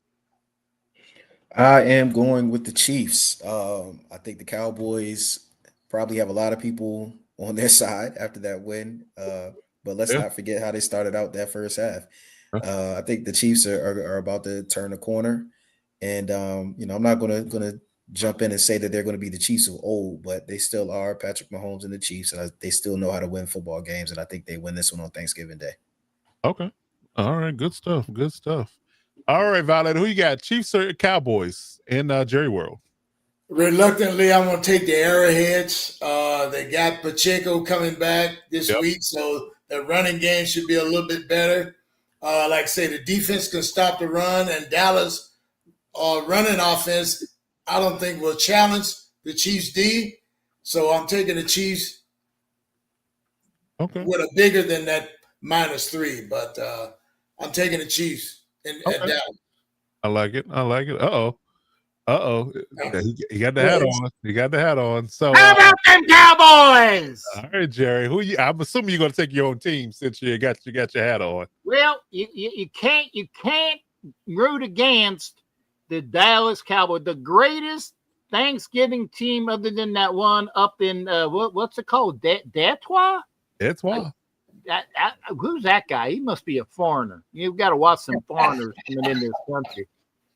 Because then never mind. I don't make it a political statement. But hey, how about them Cowboys? And I'm going to say this: coming off a great win against. Well, by the way, it was a win. It was a win. Like all of them syllables. It's how many syllables? It's a win against the Eagles. We won that game. We're going to win this game. Because the Dallas Cowboys are going to beat them old-time Dallas Texans. Remember how I knew that, Dallas Texans? It's called history, Coach. Look it up, okay? It's history. They're going to win by the skin of a scrotum off the ball of a bull. What? Okay. Okay. All right now. Okay. It's going a scrotum win for my Cowboys. Okay. All right. So he's over the Cowboys. I'm torn in this game. In all honesty. By the way, I'm Donnie. I'm Donnie Jones. I'm Jerry's. I'm Jerry's brother. Okay, I got you. I didn't go to Arkansas. I went to a real school. I went to North Texas State. Okay. All right. We got a Mud Dogs, North Texas State Mud Dogs. whatever the hell they. I smoked a lot of reefer back then. I don't know where it was, but I graduated because I paid off people. Fair enough. Okay. Yeah, I'm torn with this Chiefs and Cowboys game. The fact that they got the Chiefs favorite on it makes me wonder what the suits have in Vegas going on there, what they know. Yeah, it's a rough one. I mean, the Cowboys are coming off an emotional win against the Eagles, last week, and all that good jazz. But then their defense is playing really well. Getting Quentin Williams, pairing him up with Kenny Clark, and Overshown coming back, and Revel getting healthy. They're playing pretty good defense over there, man. I think they're going to give the Chiefs a pretty good go here. But Dak versus Mahomes, that's a good one, man. Yeah, I don't know. I think I'm gonna take the points with the Cowboys. I might be reluctant in that, but I think that if they do, it might be like a 1-point game, 2-point game. I'm not sure if I can give the Chiefs 3 because they got to get 4 to cover. So I'm gonna go with Cowboys. I told you that's scrotum hair. Yeah, there you go. I told you that. Okay, fair enough. All right, the Cardiac Bears are going to Philly this week, and man, Philly is kind of favored by a lot of points here. Will Caleb and the company come down to earth against Philly, or will Philly lay an egg like they did against the Cowboys last week? What do you say, you Dub? We got Bears or Eagles? I got the Eagles. I think that loss is probably one of the best things that could have happened to them at this point in the season. That's a good point. I got the Eagles. Especially at home. Yeah, gonna be cold. I mean, of course, the Bears are used to the cold. They got it from Soldier Field, but yeah. Cold weather running the football. It's gonna be interesting. And the Bears are still in denial of the fact that they play in Chicago and should be a run first team. That too. Yeah. So this might be one of those games. Yeah. Florida team airing the ball out everywhere. You got a good point there. Yeah. Okay, fair enough. All right, Violet, who you got? Bears or Eagles? I got the Eagles by a double-digit win, and I'm thinking that defensive line is going to get after Caleb. And like I say, bring him down the size. The weather, I don't know how inclement it's going to be, but It will be a little chilly. That shouldn't even matter with both these teams. But that home crowd is going to make the difference in this game, I think. I like it. Okay, good stuff. All right, Philly man, what you got over there? Bears. Get it right. It's Vinny from South Philly. I hold it for you because there's kids out here. What the fuck accent am I using? I'm from South Philly, Bafungu. Hey, there you go. I even messed up my own accent. Hey, forget about it. I have a cousin. It's Vinny. I got a cousin Vinny in New York. Forget about it. It fell off the truck, but the Eagles are going to win in a cheesesteak fest. Get yourself a cheesesteak with extra sauce on it. Screw them onions because Captain Jack don't like onions. Get yourself a cheesesteak, extra pepperoni. Have it like an Italian steak, just like I am. Okay. All right. Good stuff. And provolone, none of that cheese whiz shit. Make it a good cheesesteak. No chopped cheese. Just there you go. I got you. Okay. All right, yeah, I gotta go with the Eagles here. That -7 scares me. They gotta be over a touchdown favorite. I mean, Saquon is a little bit banged up as well. He hadn't practiced today. Things of that nature. But yeah, if the Eagles gonna get right, they gotta get right now. And I think the Bears might be the victim of this get right moment. So yeah, I'm gonna go with the Eagles as well. Their points scare me, but I think the Eagles do win. All right, so finally, the Texans at the Colts. This is going to be an interesting one because the Colts, coming off a loss, and the Texans are riding high, getting C.J. Stroud back most likely in this matchup. So, the Colts are favored by 4.5 though at home. So, who you got in this one, Dub? Texans or Colts? I'm actually going to go with the Texans. I think that defense is the real deal. I really do. And this is the type of defense that takes teams deep into the playoffs. Has them upsetting, and it's a divisional opponent. I'm liking the Texans. I like it. Okay. All right. Good stuff. Violet, who you got? Texans or Colts? Texans. That like Dub said, that defense is going to take over the game. Yeah, I definitely agree there. What you got, Cap? Well, it's all country. It's all, and all will always beat them damn horse people. Because all wins over ranchers, okay? Houston is an all place. Oh, all is king. Texans are the kings of this game, and this is where we make our run up the standings. All beats horses all the time. Okay, so we're getting Texans 3 in a row, make it 4. I'm going with the Texans and the points. I mean, even if they don't win, they should cover that spread. So yeah, I definitely like the Texans defense. I think they're going to rattle Daniel Jones's cage, and and they're going to have Jonathan Taylor have another rough outing in 2 weeks in a row. So I think people are getting to the idea that the Colts only go if they don't let Jonathan Taylor run wild, they're going to struggle. So like I said earlier, so I think the Texans hold Jonathan Taylor down and make Daniel Jones beat him. I think they got a real good shot at winning this game. So I'm gonna roll with Texans as well.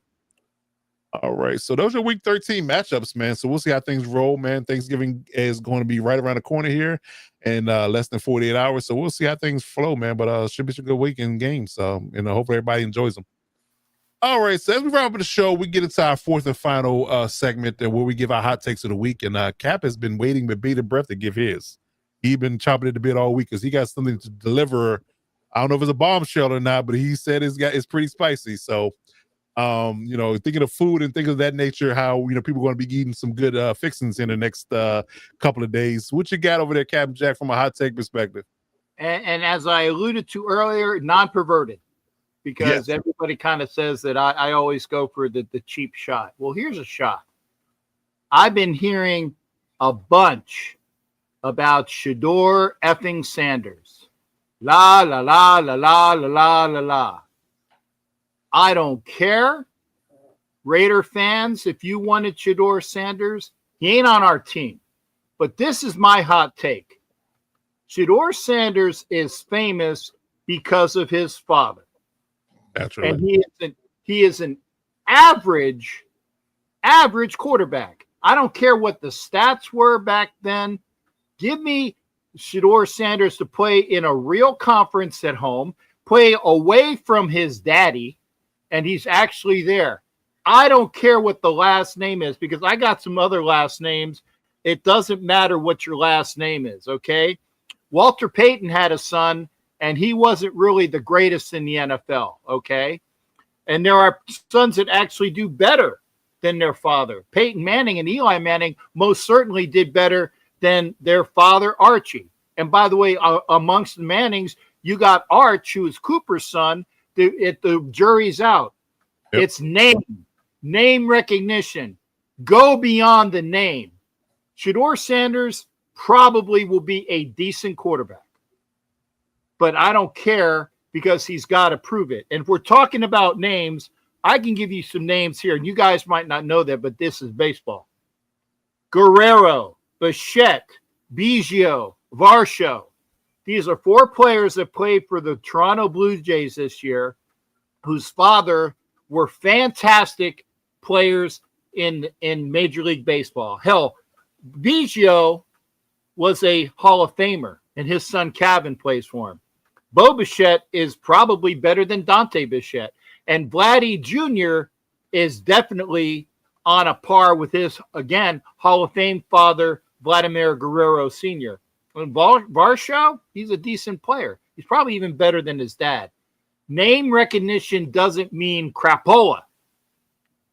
It doesn't mean crap. And that's what I'm saying.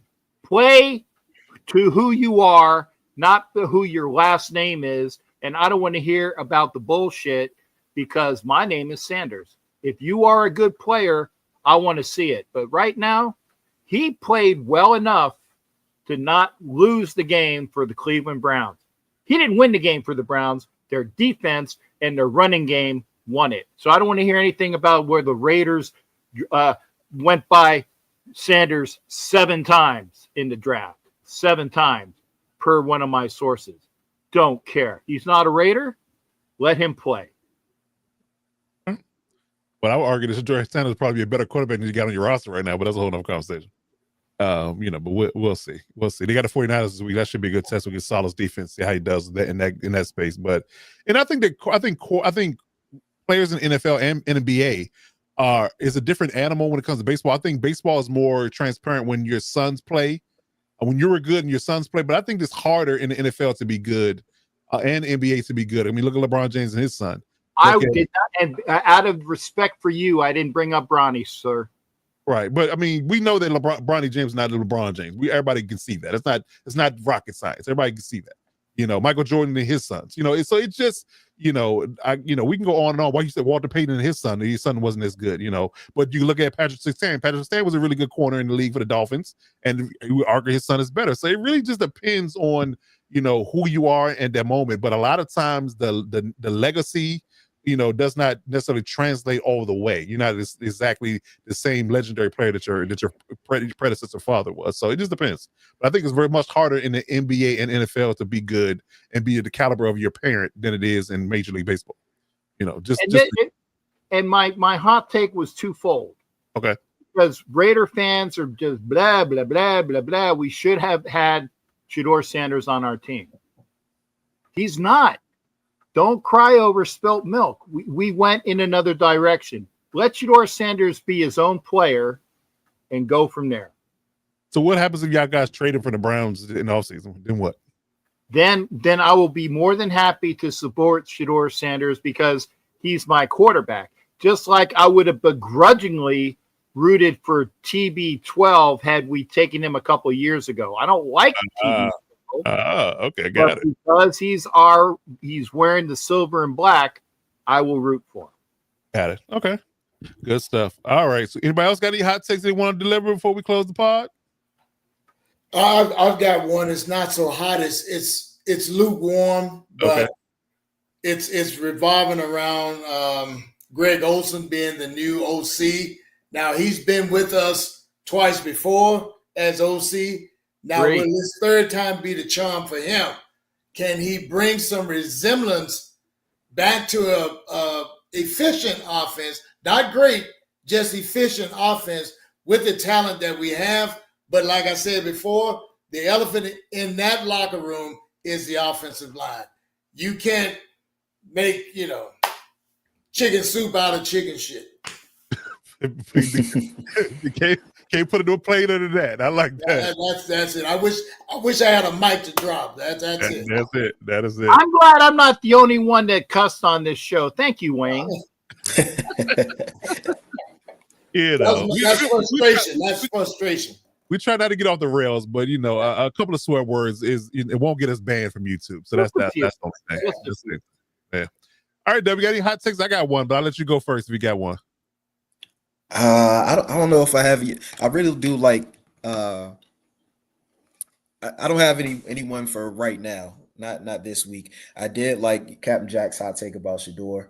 I think that I have some thoughts on his future in the league. Not necessarily with Cleveland. I don't even know if he'll even be with Cleveland after this year. I think we may see a trade or something like that happening. Right. So that might be, kind of a future hot take, but nothing for this week. But I will say I like Captain Jack's stance and his hot take this week with Shedeur. Okay. All right. Good stuff. All right. Hey, thank you, Coach. I appreciate that. Listen, I call it how I see it, man. You got a point. You got a point. Okay. All right. Good stuff. Good stuff. All right. So my hot take is this. And we talked about it a little bit earlier. And do they have enough? I believe that the Bills championship window might be closed. Might be closed. There's a little bit of light getting in that area, Violator, but it's not much. It's not much light getting in that window at this point. I think that window is closing real tight.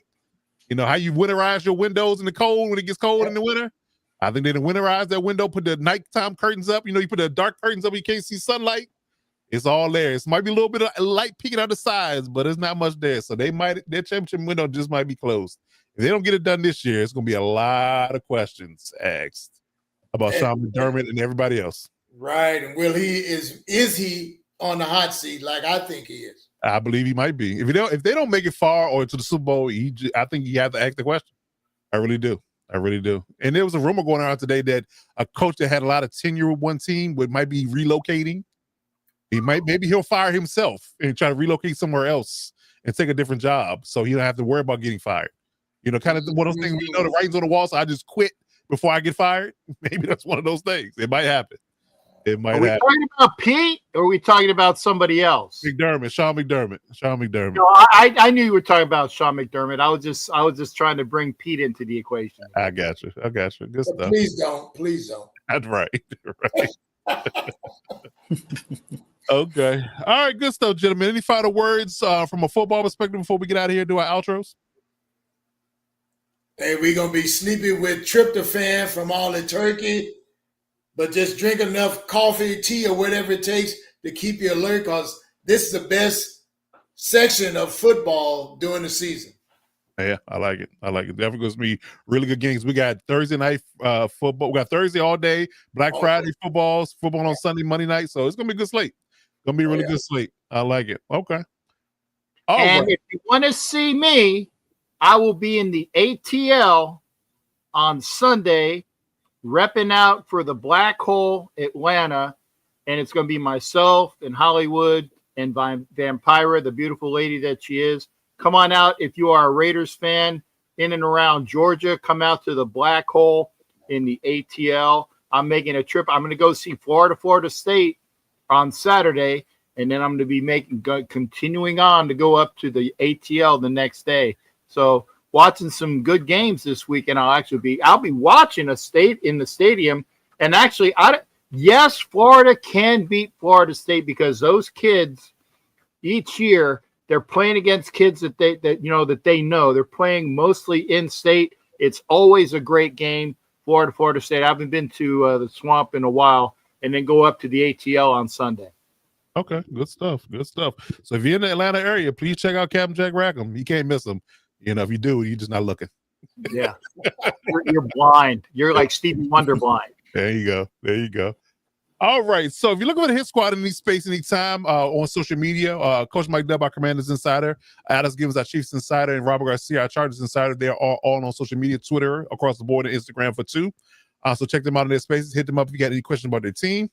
If you're looking for the NFL Nation Live crew, Ref Guru, Violator, and Captain Jack are all on Twitter. Captain Jack is also on Instagram and YouTube. Hit them up on that space. I got to get to my MySpace thing, I'm kidding. Okay, yeah. We get that back up. Let me know. I'll put that link up there for you. I am that old. We better be in your top 5 too, buddy. I was on MySpace for like 15 minutes and said, this sucks. And I got off. I hear you. Long time ago. We aged ourselves by talking about it. But yes, if you're looking for the NFL Nation Live crew, there's their social media handle. So hit them up if you got any Raiders questions. If you're looking for the Locked On Divas Sports Network any faster, we're on all major platforms for social media. YouTube, hit that subscribe button on the YouTube channel for Locked On Divas Sports. We're on Twitter, Instagram, TikTok, and Twitch, and we even Gmail. So hit us up in that space. And our subsidiary channel is the Electric Truck Podcast that covers all Chargers news. Myself and Robert Garcia guest stars on occasion for that show. So drop a subscribe on that particular channel as well if you're looking for any and all Chargers news. If you and for all you people that are fantasy football geeks that can't survive without the best information going, you got to be there for the Lightning Fast Fantasy Football Podcast, and Coach will tell you all about it. Indeed. So if you're looking for the best news and views for fantasy football, and if you're trying to get to that goal fast, the Lightning Fast Fantasy Football Podcast is where you want to be. We go live each and every Wednesday night, 9 p.m. Eastern Standard Time on our YouTube channel, Lightning Fast FF, across all platforms. We're also on TikTok, Twitter, Facebook, and Instagram. So hit us up, drop a subscription on that particular aspect of it, and we'll go live tomorrow. Me, myself, and Alex will be there live for you, and check out our content all week for that. But that's going to do it for us, man. That's going to wrap it up here. Again, we'll be back next week for another rendition of the show. We drop our content each and every day on the Locked On Divas Sports Network at 3 p.m. Look out for that. And we drop our live show on Tuesday nights at 9 p.m. right here live, as always. And we'll be back with more content, and we're most likely the whole squad to be here. So we'll be looking forward to a turkey-filled and a few pounds extra podcast on next Tuesday. So happy Thanksgiving to everybody out there. Hope you have a good time with your family, man. And we're going to get out of here. But any final words, gentlemen, before we do our outro? Yarg! There you go. Indeed. So for me, this is the Lightning Fast, not Lightning Fast, but Lockdown Defense Sports Network, the Lockdown Blitz, airing each and every Tuesday night, 9 p.m. Eastern Standard Time. I'm your man, Coach Divas. That is Coach Mike Dub. That is the guy, the man, the myth, the legend, violator, and that is Captain Jack Rackham. Until next week, we'll see you when we see you. Step up.